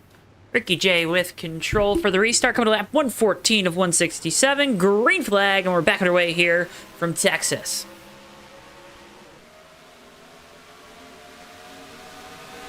Zach Rogers trying to see if he can find an advantage to get some clean air. So we are already 2x2 here. Mallon to the inside of Miller. As Miller gets into the wall, that allows Kilojoules and Goose to get on by. Here comes the 18 of BSR Tyler to the inside of Nelly in the 103. Maybe a little bit of fear factor there. You saw Nelly kind of swerve. And Tyler up into 4th, KJ up into 5th.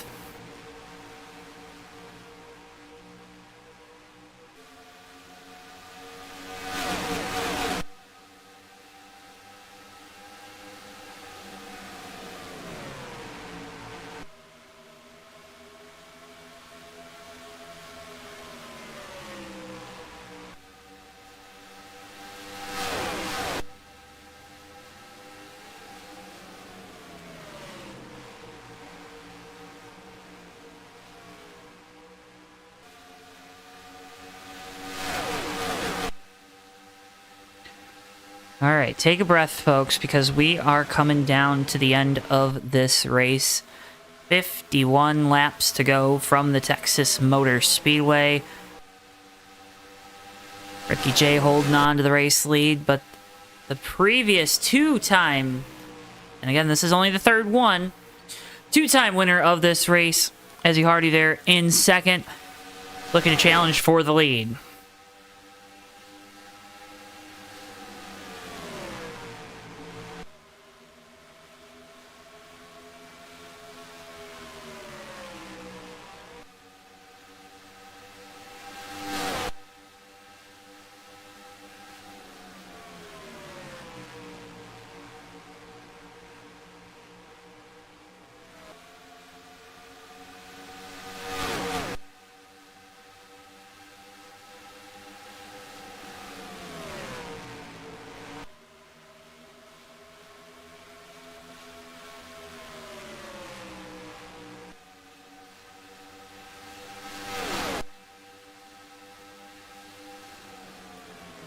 Top 3 still under a blanket. Tyler leading the rest of the field there behind in that 18. Hardee maybe with a little scuff there, the outside wall off of turn 2.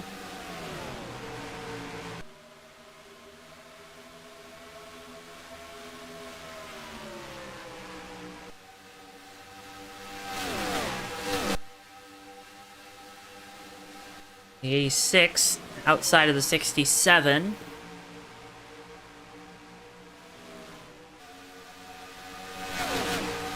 Ooh, big moment there for Miller.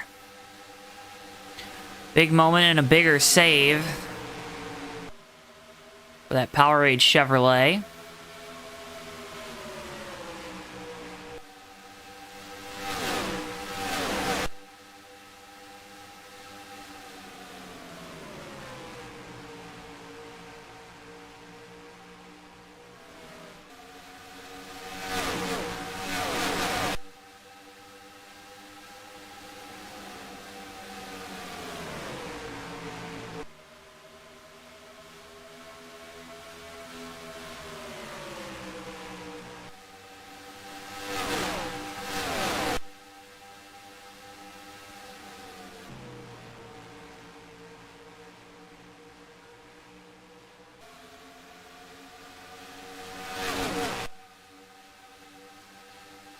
Back up front to the top 3.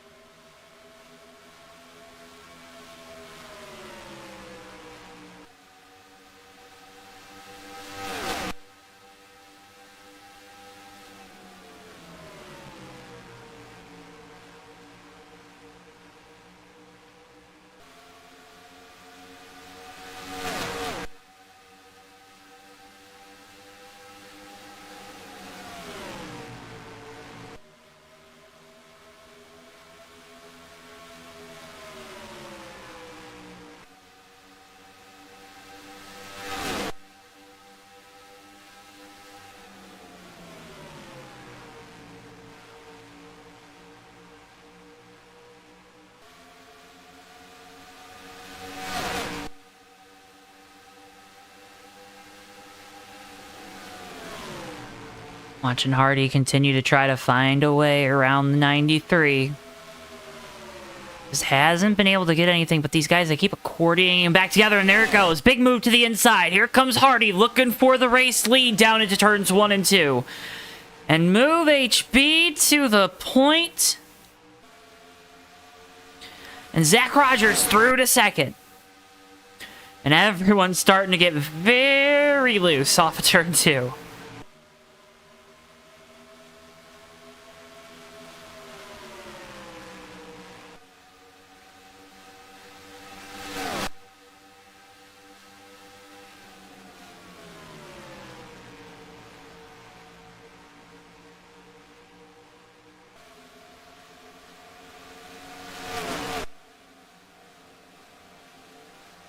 Caution. That's the 18.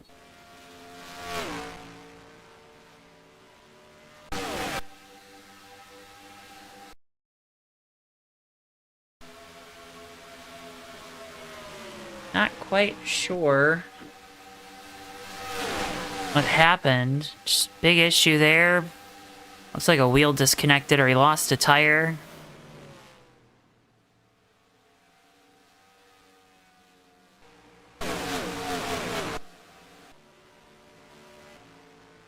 Unless there was a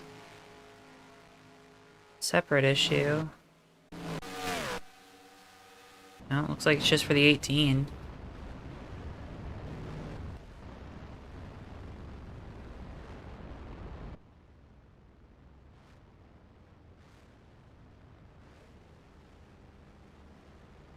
So, big pit stops here. 40 laps to go. Just on the outside looking in of making it to the end on fuel. So, we'll expect some of these guys to come down a couple times to top off. If they elect to try to stretch it. It's hard to think that we'll be able to go green to the end because we haven't had that long of a run so far here tonight, but stranger things have happened.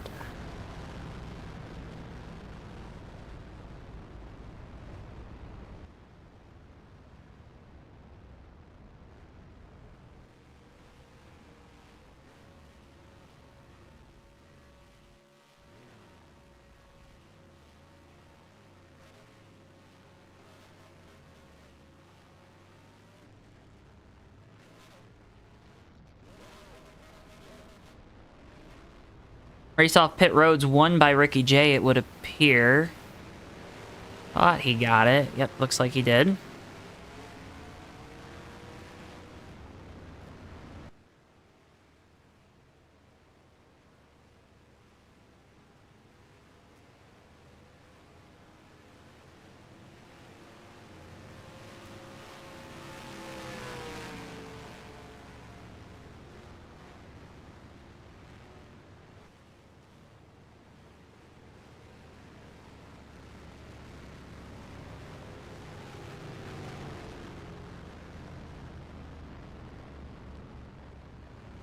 So, Ricky J back to the top spot.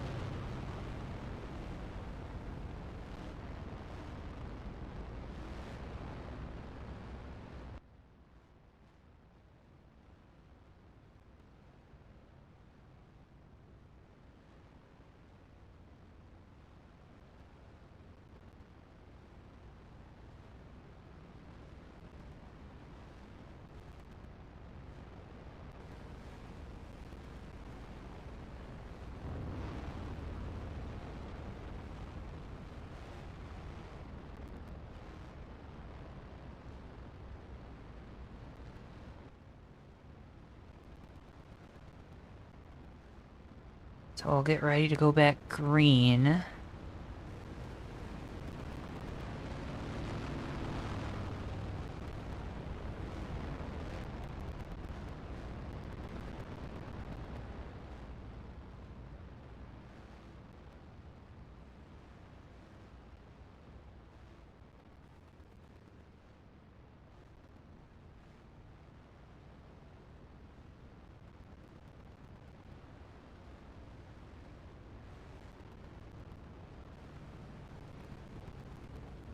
set ourselves up for the finish of this race. Pace car lights are out. Ricky J gonna lead us back to green next time by at the line.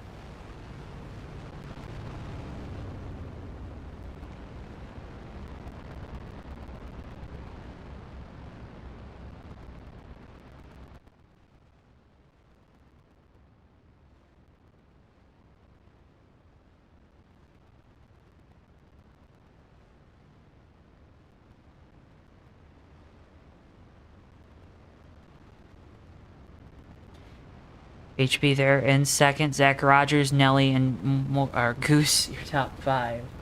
And Tyler officially confirms. Engine done blowed up there in the 18. Let's go ahead and bring in the driver of the 18, BSR Tyler, down in the infield. You got a copy?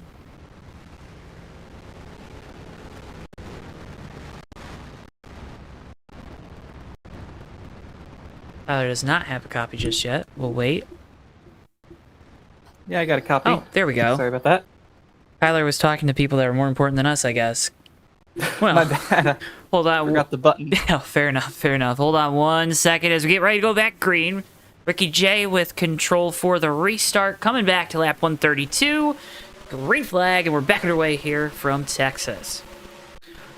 Big restart there from the 103. Look to the inside of the 6. Rogers able to fend it off.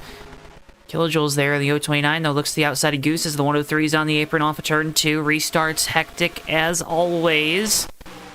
KJ able to make up a spot on the outside as things begin to settle down. Maybe, just maybe. Rogers with a run here off of 4. Saw the 03 maybe with a little bit of a wiggle. Rogers again looking to the inside. Feels like he has to try to get this spot early because we saw it was tough for him to find a way to the inside of the 03, let alone pass him on the long green flag run we just had. 6 car inside, 03 outside, down the back straightaway. Battle for second, battle for fourth, also behind them now over. Kilojoules through to that spot. Battle for second, purple and green. Purple car of Zach Rogers on the bottom. As KJ looks to push the 03 down the front stretch. And these two, as they battle for that second spot, they both have a moment there off of turn 2. Now the battle is over. Zach Rogers retakes position number 2, and he'll look to try to take the lead from Ricky J. Tyler, I'm waiting for these guys to settle down. They're not settling down. Nah, you're good. This is some fantastic racing watching here. What was it like out there tonight on the track? I mean, you were one of the guys started out back, had to try to rally towards the front, had done a good job of that until the engine let go.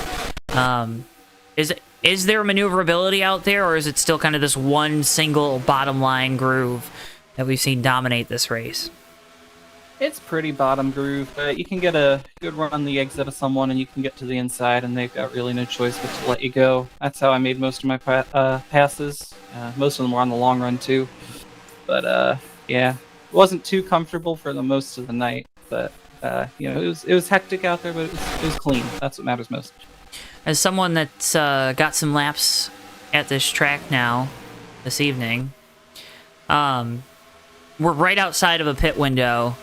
Do you think these guys are going to push it? Do you think someone's going to try to stretch it? Or is that just we're still too far out of that window to even have that opportunity? Nah, we're too far out of the window to have that. What I would do personally is I'd push it for the first half of the run, and then kind of split the runs in half, get the optimal time, push the second half of the run as well. Mathematically, that's the best thing you can do, but you know, if someone goes wrong and gets lucky with a caution, you're stuck a lap down, and they've pretty much got the race won. So it's a pretty risky move, but it works sometimes. Are we seeing that right now with the 029 as Kilojoules has gotten up to the second spot? This is the highest he's been all night. We saw him immediately drop back on the initial start of the race. Is that what we're seeing right now from the 029, you think? Honestly, I think we're seeing that out of all of them. They're all running the fastest laps they've run all race at the beginning of this run. So see, Zach might try and get back to the outside of KJ here, trying to make corner entry a little more difficult for him. but they're all pushing it pretty hard. I think the 029 just might be best suited to this kind of pace out of anyone on the track right now. Now, I don't want to keep you here all night unless you want to. I'm extending you the invitation. And you want to settle in one of these comfy chairs with a nice comfy headset? Sure, why not? Okay, all right, cool. Never done this before, so bear with me. That's okay. I'll just keep asking you questions and you answer them like you are because you're doing fantastic. Rogers to the inside of KJ there for second. So these two continue to swap that spot right behind Ricky J in the 93. We've seen the 93 struggle after about 10 laps. So I think these guys right now trying to position themselves to be the ones to be the first to try to pick up the pieces. Yeah, they're always pinching him up the track a little bit. But we saw the 93 hit the wall a little earlier on, about 20 laps into a run. His right rear starts to go away, I think it looked like. Car was getting a bit loose. Might have been making adjustments, but I think maybe he's got this car dialed into where it's going to be comfortable for him, and that's why he's running as fast as he can. Or he feels like he has no choice, because it's hard to pass here. As you can see with the 6 and the 029 still side by side after 2 laps. Yeah, very evenly matched right now for second. I mean, is there really any big adjustment as the 029 scuffs the wall? They're off a turn 4, excuse me.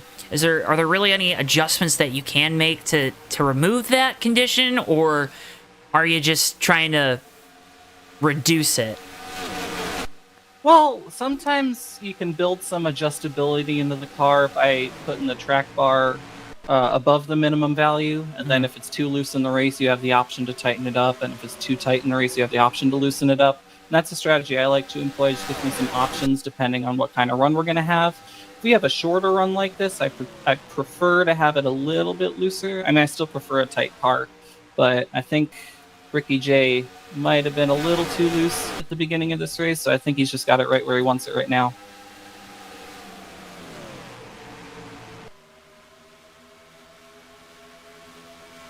Ricky J out in front. Rogers now trying to close the gap. They're coming up on lap traffic. That's Steve Grant in the 011. He had heavy contact with the inside wall down the back stretch earlier on in this race that caused a caution.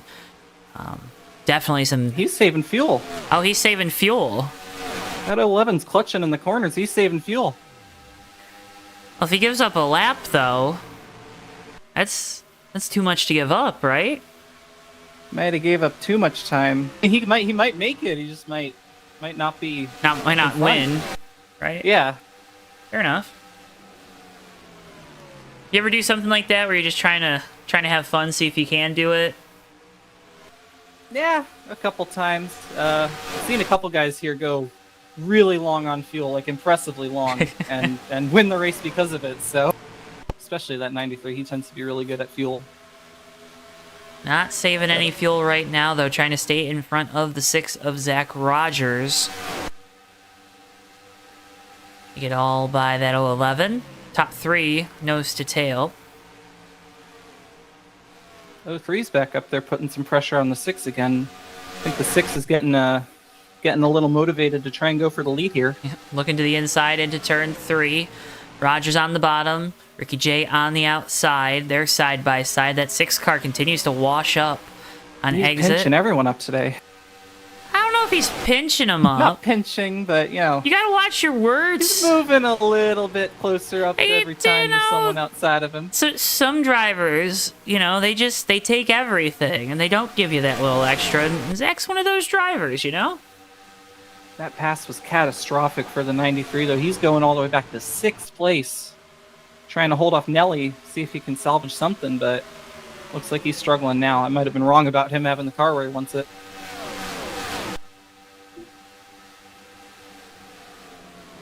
We saw that earlier, too. Once he got out of that preferred groove, that 93 sinks like a rock. Yeah, this is one of those tracks. It's so wide, but it's really that lane that it's you really gotta be in not. is so thin.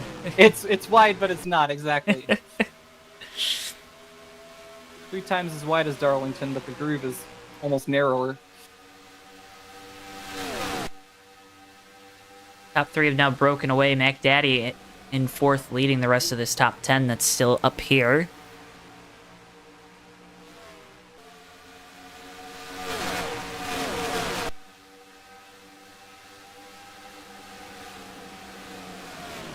See Furco in chat. Welcome, welcome, Furco.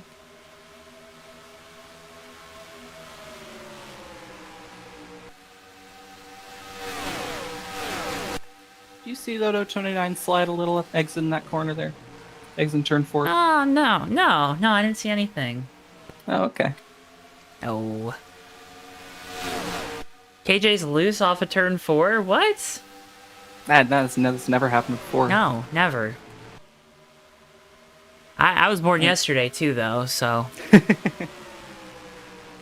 Well, they're about 18, well, coming to 17 to go here, so it's probably about the time. If you want to split the runs in half, you'd want to come in now. But I think these guys are so worried about a caution coming out and interrupting them and trapping them a lap down that they're just willing to run it all to the end. You take 2, because you don't need a full tank of fuel, right? You probably need half a can. If you run this run out, yeah, you take 2. It's just 8. There's like a 6 or 7 second difference, and it's not gonna. That's Caution. 10 laps is not gonna. Oh, never mind. We got a big wreck on turn 3. Keep Grant involved in it. He's gonna go ahead and pull it into the garage area. But caution out here into turn 3. Let's see what happened. Oh, what happened? He just had a big moment off of 2. Then overcorrects it into the outside wall. Heavy hit like that. Spinning, spinning, spinning, and Wings gets into him. Here comes Magoo. Hellasort Not much you can do. No. When there's smoke covering the track like that. Pretty blind. You're blind? Well, if you have smoke covering the track and you can't see the cars, Oh. yeah. Get smoke vision glasses. I don't know. Oh, there you go. That would work. Thermal glasses, would those work? Maybe that's what drivers those would need. work. Infrared? Yeah, like I don't know. Like they can just like hit a button on the wheel and it turns on their visor or something. Maybe. Then they But went. yeah, from No more spotters. when- Bam. Yeah, wouldn't need a spotter. Not like I don't listen to mine anyway. He doesn't know what he's doing. Yeah. And they're pretty. Spotters are dumb. Like, what are you even spotting? You know? Should call into DBC and say that. Nah. Nah. Ah. Ugh. Oh, 2-tire call there for the 67. 2-tire call for the 029. Making things interesting. Don't know if I like it with this many laps left. It's certainly a risk. It's might loosen up the cars a little bit. Well, KJ was thinking that he was going to be the first off pit road, but kind of got blocked in by the 6.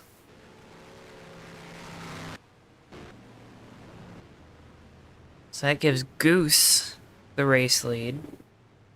6 cars, the first on 4 tires though. He's only in 3rd. Yeah. Honestly, I like where that 6 car's at right now. I wouldn't want to be. If a lot of people took 2, then yeah, I could see it working, but it might be a little too many laps and too little cars. I was going to say, there's just not enough in the field, I think, to warrant 2 tires at this, with the amount. If it was, 2-lap dash to the end, it looks like the 67 is going to come back down pit road. Oh, from the lead. That might have been an accident.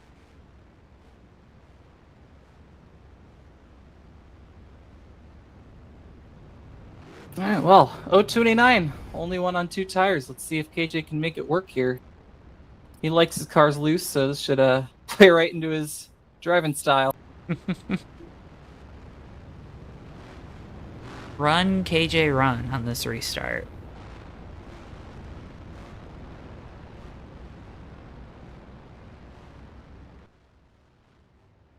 Interested to see with how aggressive that 6 and the 03 are going to be trying to get around, well, both each other and the 029 KJ. Those two have been racing each other hard all night. Around on pit road, just jumping by to say hey, for all the live action happens. Hey, it's Furco. How you doing, buddy? So, hey everybody, good to see everybody. Good to see you too, Stopping by Furco. here. Missed it tonight. Hanging around, I'll be hanging around all the live action watching. Heck yeah. Sounds good. actually listening and watching you guys. Thank you. Yeah, no problem. Thanks for stopping in. Glad you're enjoying it. See y'all soon. See ya. See you, Furco.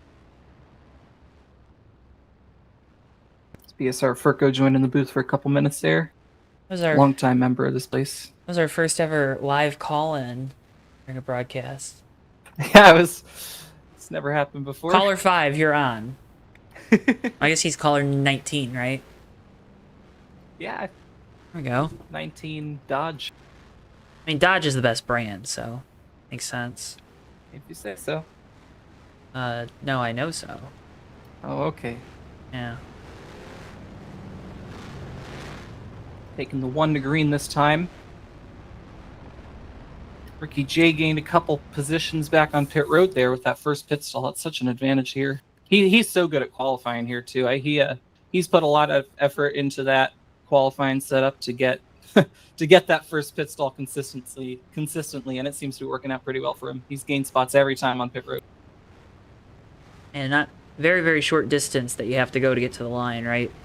From that first. Gives you a little bit of leeway to save your tires, and if you get a quick caution, it won't hurt you as much as if you have a later pit stall.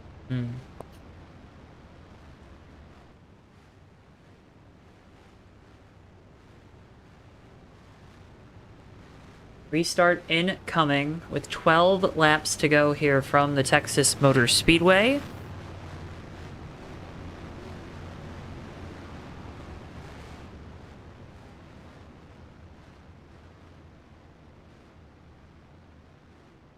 And KJ with the lead here. 2 tires, then everyone behind him on 4. See who spins the wheels on this restart. It's been a big problem today. Here we go, into the restart zone and back away. Green flag once again here. 12 laps to go from Texas. Everybody got a pretty good restart there. Everyone's under a big blanket here. And 6 is right on 029's bumper. There you go. Ooh. Didn't seem to go well mid-corner for him, and that lets Hezzy catch back up to him. He'll apply some pressure there to the back of Rogers down into turn 3. It's KJ with about a 2-car length gap. But here comes the 6 with a big head of steam. Has to fall back in line, though. Didn't really have the run. See if KJ shuts the door on him on entry he's here. loose. Oh, he's big so moment. loose. Zach to the inside. He gets the lead. With 11 laps to go, KJ's still wobbling. He's in the wall.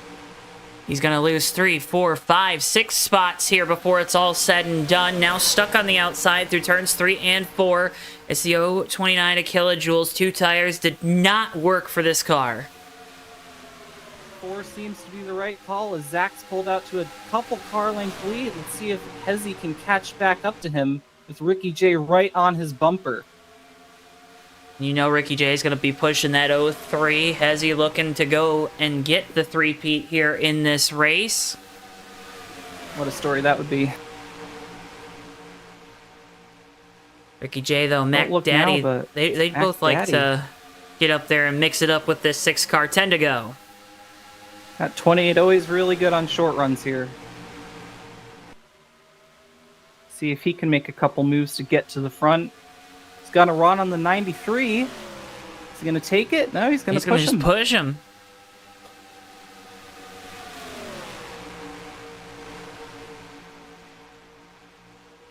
This HB pushing a little up the track there. I was going to say, the 6 looks much stronger in turns 3 and 4 than these other guys. 1 and 2 maybe a little bit weaker, but 3 and 4 definitely stronger. Zach likes to make big adjustments to his car at the end of the race. I'm wondering if he might have put the right numbers in and got that thing hooked up. 7 laps to go at the line this time. Battle for the lead is on. Battle for third also getting pretty hot and heavy as Mac Daddy looks to the inside for the spot here down the front stretch. He's not content pushing anymore. Oh, no, not at all. Into third goes the 28. Little bit of a wiggle. He's going to slide up and take the position. Ricky J going to have a little bit of a run, but he's not going to have enough to cross him over like that. HB had a really good corner on Zach there. He caught him. And again, he's Just better. a little bit. He's got to keep doing that. He's better down in this end of the racetrack, so maybe, just maybe, he'll have a run here down the back. Here comes HB. Look, gonna try to get something going. You got 6 to go. Let's try to pass this 6 car. Rear of that 6 car looks like it's skewed out a little bit. I think he added some track bar there. He's having to chase it up the track. Might work to HB's advantage. 5 to go.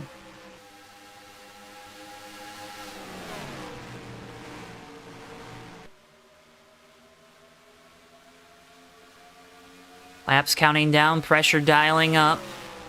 Zach Rogers trying to get that elusive Texas victory. Top 5 have really pulled away from the field here. Big wiggle out of the 93. Here comes Nelly for 4th. That was a big moment. Good save by Ricky J in the 93 car there. Nelly moves up into that 4th spot and will be in the catbird seat if something with these top 3 happens before this thing's all said and done. 3 more circuits this time at the line, though, for Zach Rogers. He's got to hold that 03 in his rear view. 3 to go. It ain't over till it's over.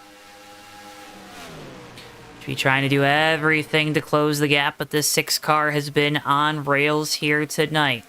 Oh, he pushed up too much there. He's got to lift. That allows Mac Into Daddy the to get on wall. by. Here comes Nelly in the 103. He had a run. He could have sent it down into 3, but gives the 03 the benefit of the doubt. 2 to go at the line. Can Nelly find a way around for 3rd? He's looking to the inside. 03's going to shut the door on him. Oh, it's car around. Ricky J up and over along with the 103 there in the catch fence. Horrible crash. That's going to bring out a caution. It's the last lap, last green flag lap. Zach Rogers got a big lead into turn 3. Off of turn number 4, Zach Rogers, he'll see the yellow flag coupled with the white. He'll win the race here tonight. McDaddy 2nd, Hezzy 3rd. Monty Keller going to come home in 4th. And Goose will round out your top 5. Get a replay of what happened down there in turns 1 and 2.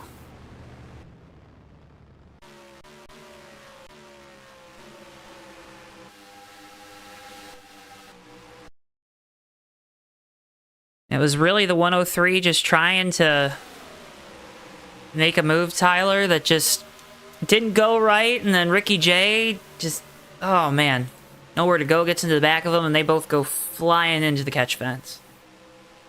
I don't hear an engine coming out of that 103 going into the corner there. You think he maybe put some tape on and it blew up? Oh. Let's, I think we got a visor cam with him. Might be able to see something there.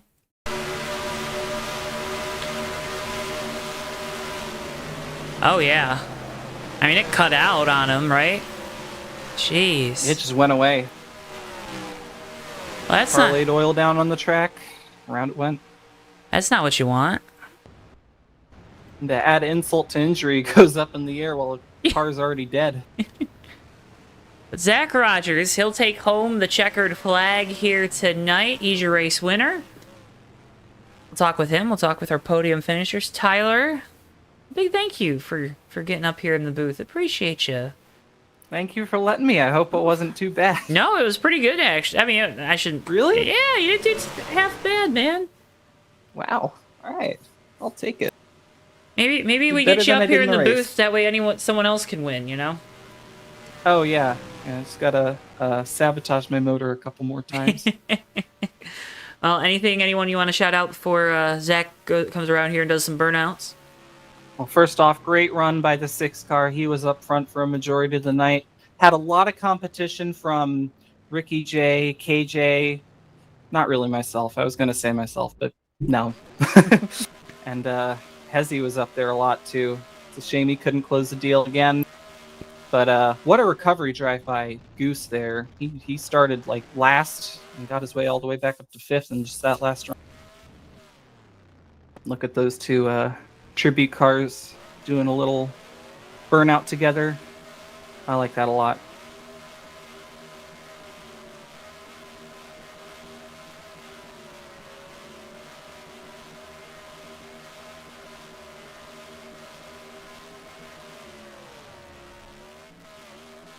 Well, a fitting way to end this race with one of those tribute cars at Victory Lane and doing double burnouts here, Tyler. Again, thanks for joining me. Thanks for the help tonight, and hope to be talking with you again soon.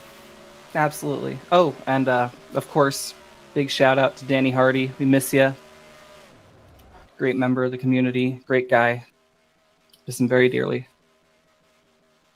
Well said. Well said. BSR Tyler, 18 driver here tonight, co-commentator for the end of this one at Texas. We'll go ahead and move on to our post-race coverage. Get interviews with our top 3 finishers.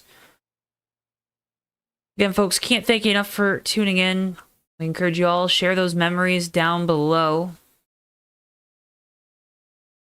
If you have questions for the drivers, you're more than welcome to shoot them into the chat. Maybe I'll ask them, maybe I won't. A dangerous proposition sometimes to warrant, or not warrant, ask for questions out there. But yeah, we'll go ahead and wait for these top 3 to make their way into the media center. Looks like Mac Daddy had to go make a pit stop rather quickly.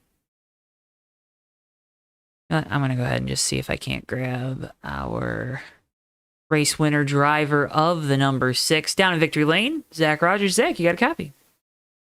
Yeah, I'm not used to going first. What's up, Joe? Hey, what's up? How are you? I'm kind of relieved. Yeah? I've never won a race at Texas on this game before tonight. So Look at that. I'm pretty relieved. Is that number 201 too? Is that, 201? is that? I'm not going to tell you the count. You're behind. Oh, 301. I'm sorry. Sorry. I dropped It don't matter. The only thing that matters is I got to win at Texas, and I was able to do it with a great group of guys here. A great race tonight, you know? Oh, yeah. I mean, we saw early on, you know, Ricky J was going to be one of those players up there. Obviously, Hezzy is going to be up there, 2-time defending winner of this one. KJ was up there, 2-tire stop late. What, when you win a race and it's against some of the best, not only in Bomb Squad, but in the NR2003 sphere, what extra does that add to the juice of winning that race? Yeah, it's really great because the most competitive open setup guys are here at Bomb Squad. You know, I've raced a good bit at Fuel recently, and there are some competitive guys over there, but like over here, it's just so much more stacked and closer. It holds a lot more prestige to win one of these races because it's so hard fought. And, you know, if I didn't make the changes I made on that last pit stop, I think Hezzy probably gets me, but we took the rest of the wedge out of the car, which was like another 15 pounds. So we had it at negative 150, ran negative 130 most of the race, and then cracked that track bar all the way up to 12 from an 8.5. Only added half a can, so we had 13 gallons in the car when we went green. It was a little squirrely at first. Just trying to get by KJ, kind of got lucky with him getting squirrely on those 2 tires. Otherwise, he was going to be blocking like crazy to keep me behind him as long as he could. And you know, was able to get by him, and we got to like 6 or 7 to go, and my car just turned into a rocket ship, and I was watching Hezzy just kind of get a little smaller in my mirror every lap. And then once we got the 4 to go, I was like, all right, next flag ends it. Just keep pushing. And we got it done, man. I can't believe it. Well, big win here tonight for your career or sim racing career, let's say. But winning this one with the meaning behind it, what's that mean to you? I'm so glad I could get this tribute scheme put together this year for Hezzy. I approached them about it a few weeks ago. I just felt like I don't need to run one of my schemes tonight. Like this is a race for Danny, and I had Hezzy on my podcast a few months ago, and a lot of the stories that Hezzy was telling me just really touched my soul. And I just really wanted to do like a paint scheme to give back to a really good buddy of mine. I've known Hezzy like 8 years now, and he's always been a great dude, great friend. we were talking about setups and changes and stuff like pretty much all night leading up to the race today. And I'm glad I was able to duke it out with him. I wish he didn't get it in the wall, but he was pushing it for all he had. And just really honored to be able to come back and race with these guys the last few months and get a win in the scheme for Hezzy and his family and Danny up above. They've kind of had the running joke the last 2 years that someone's been in HB's car, but maybe Danny saw a brand new Racing with Jesus car he hadn't seen before. Who knows? He might have been riding with me tonight. But yeah, man, it means the world. Well, Zach, again, man, congratulations on the big win. End Hezzy's streak at 2 in this race. Big win, great looking car. Before I let you go, anyone you want to shout out or thank? I got to shout out Cody Lamas first for the paint scheme and being patient with me and figuring out where like all the stuff could go between the car and even the pit crew, getting everything right. Hezzy for just, again, being a great friend, coming on my podcast a few months ago and just always being there. He's been giving me advice and stuff on what to do when I start working out. I'm going to try to start going to the gym here in the next few weeks. So can't thank Hezzy enough for just being a good friend all the time, and all the guys here at Bomb Squad, especially Magoo, for letting me come back in May. Can't thank Magoo enough for this opportunity and just trying to do good by it every week, every time I come out and race, and just having a good laid back fun time with these guys. Shout out everybody out there, of course, the whole Hardee family. And yeah, man, feel good. Feel good, man. Heck yeah. Well, Zach, again, congratulations on the win here tonight. I always appreciate you taking some time after these to come talk with us. Go enjoy that win. You got a hat on the way. And oh, cool. Hope to be talking with you again soon. Yeah, and Hezzy's streak might have ended, but Racing with Jesus is still undefeated. There we go. Zach Rogers, driver the number 6, race winner here tonight. Let's go ahead next. Talk with our second place finisher. He's the driver of the number 28 BSR Mac Daddy. You got a copy down there? Mac Daddy in the house. He's in the house. Buddy, you were up and down tonight though. What how'd you get back to second? Man, I'm just glad it was a long race. It was just one of them nights, man. Golly. We saw an extra pit stop there at the start. Pit road was a cluster, it felt like, every time. Did you feel the same way with having that second pit stall actually kind of maybe being a little bit of a disadvantage here this evening?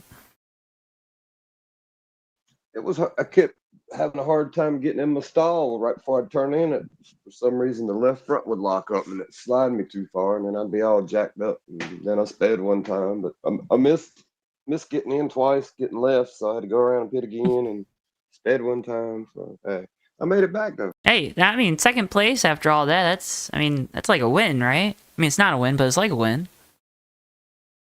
Yeah, it felt like one after the mess I went through tonight, but Zach did a good job. Oh yeah. What's going through your mind there though late in the race? Obviously Hezzy's up there, Zach's up there. You guys are slicing and dicing it. What more do you think you needed to get back to the 6? Hezzy obviously had the moment there that kind of took him out of it when he was trying to chase down Zach. But what more do you think you needed to maybe go up there and contend with that 6 car? Well, I would have needed to start up there with him, be a little closer, because you run so hard there. It's really hard to pass here. You got to set them up and get a run on them, because we're all running about the same, and we're running just as hard as we can and trying not to blow up like some people did. I sense a little frustration there. It was just a long night. I'm just glad I got back and finished, and hey. Well, getting back and finishing in a special, important race like this, obviously in Danny's memory, what's that mean for you to be able to podium in this thing once again?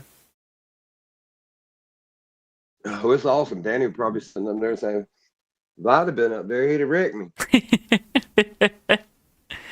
Would you have? I have a time or two, not on purpose, Danny. Really.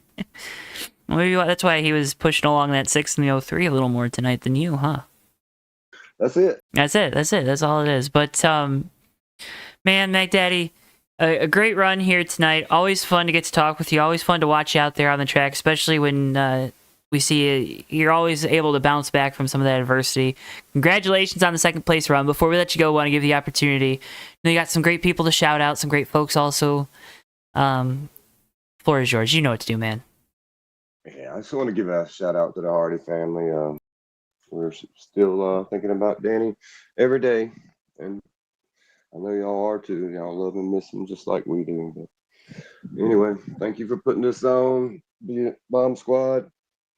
Congrats to Zach and Hezzy, good runs. And that's about all I got tonight, bro. Short and sweet. I'm kind of tired. Fair enough. Well, enjoy some refreshments. Maybe not tonight, but tomorrow.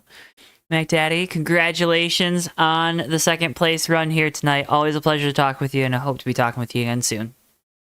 Thank you, Joe. Appreciate it. BSR Mac Daddy, your second place finisher here tonight from Texas. Let's go ahead and finally bring in last driver up on our podium. Driver of the 03 is our HB Hardee. Hezzy, you got a copy? Yeah, what's going on, brother? Nothing much. I just watched a pretty dang fantastic race. That's, in memory of a pretty damn great sim racer.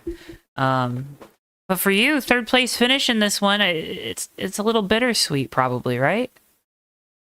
Yeah, a little bit. I should have made a couple extra changes there on that final pit stop, added a little bit of tape and changed some of the dynamics of the car around a little bit. But, I mean, it was still a good run, good race, top 3, so I can't be too upset.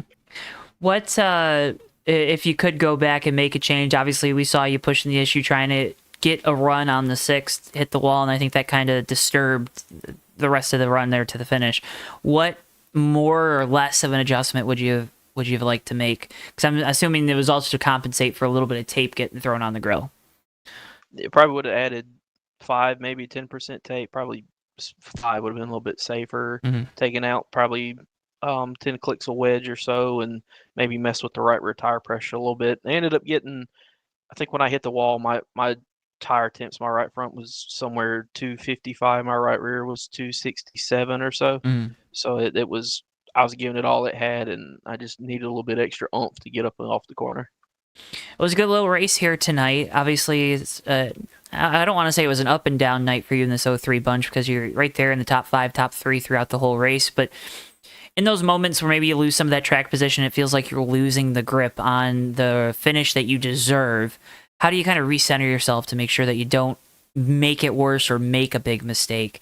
Because, mistakes are fine to make in the last 10 miles of a race, but making them in the first 50, 60 miles, that's I think that's some drivers' biggest weakness. How do you make sure that's not one of your weaknesses? Because it never has seemed like it is one.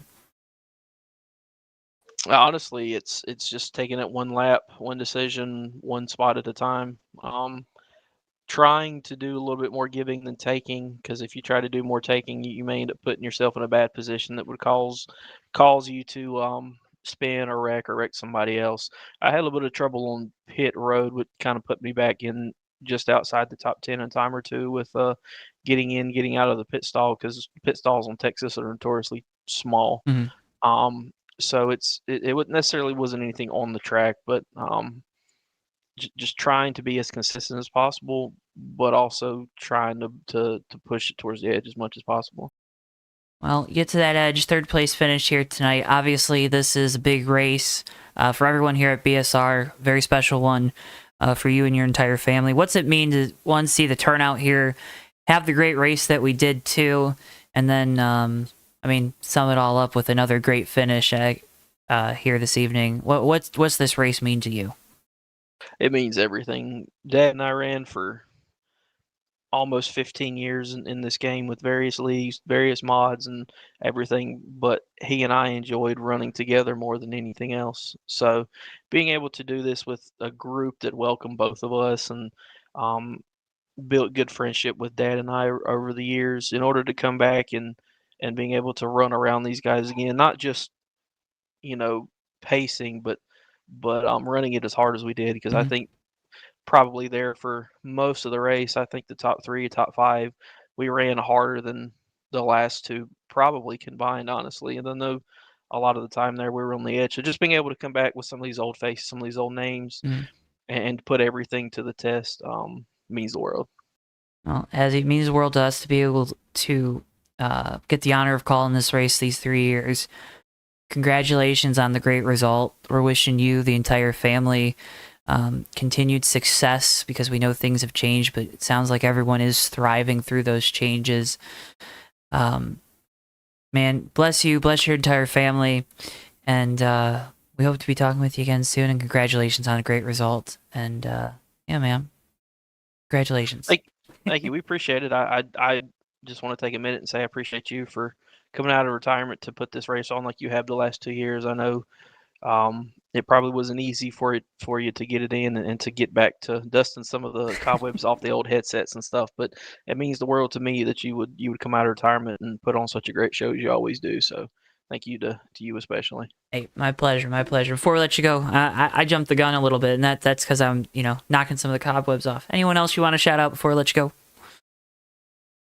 My guys here, PPR2, Magoo, some of the guys have been kind of working to get this thing back into fruition. Obviously, Magoo and other people had some deaths in the family, so this was something that we kind of put on the back burner because I'd been there and had to gone through those kind of things. So this wasn't necessarily something we were trying to shove as hard as years past, just out of respect for people going through things. So I appreciate the guys for putting this together in about 3 weeks. I knew I still wanted to do it, but like I said, trying to be respectful and reverent of other people.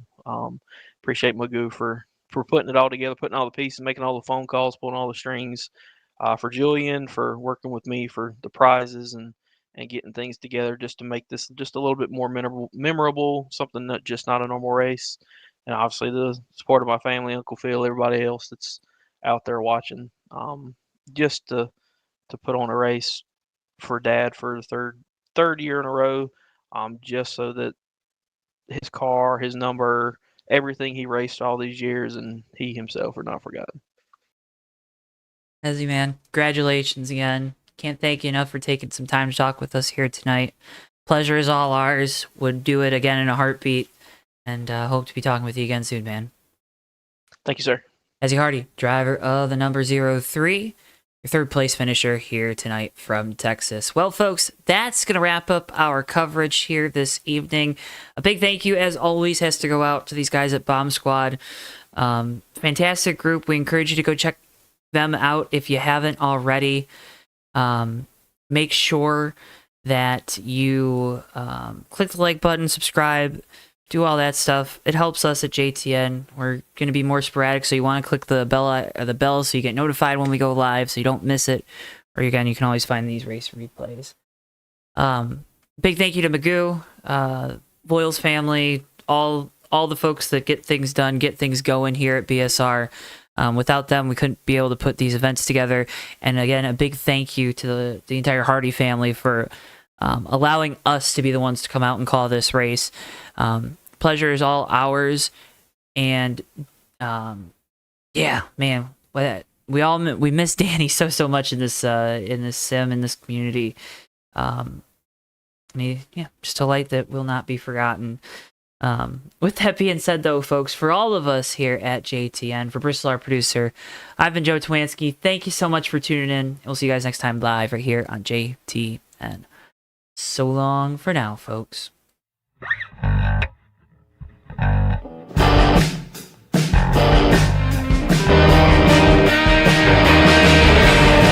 3 wide for second, but Sean Whitehill is going to bring it home and win the race at Atlanta Motor Speedway. Ricky J closing up, off turn 4. He's going to have a run to the inside. He blocks into the grass. Checkers out. Hardee wins it. Ricky, what's going on in your brain right now? Yeah, putting on 4 big rubber shoes and 2 gallons of, not 2 gallons, 2 cans of exploding dino juice here, Joe. Down to the tunnel turn. These guys are throwing it through there and around to the back. Oh, no. To the wall, as well as R.J. Bishop. Down in front of Keith Hughes. Oh, no! Big RJ Bishop. Oh my Oh, Ricky big J, wreck. big crash into the wall. Oh, The leaders no. have wrecked. Ricky J is upside down. Magoo is hard in the wall. Tyler Mallon escapes with no damage. Everybody else in this main group, including Nelly, is junk. Through the north chute they'll go. The 24's into the wall. Almost contact there. The 10 with the shallow entry into turn 4. It's going to be a drag race down the front straightaway. Folks, the 24's in the wall. They make contact around. Napick goes on through the flip. Rich Napick's going to win the Culver Block 200 in thrilling fashion.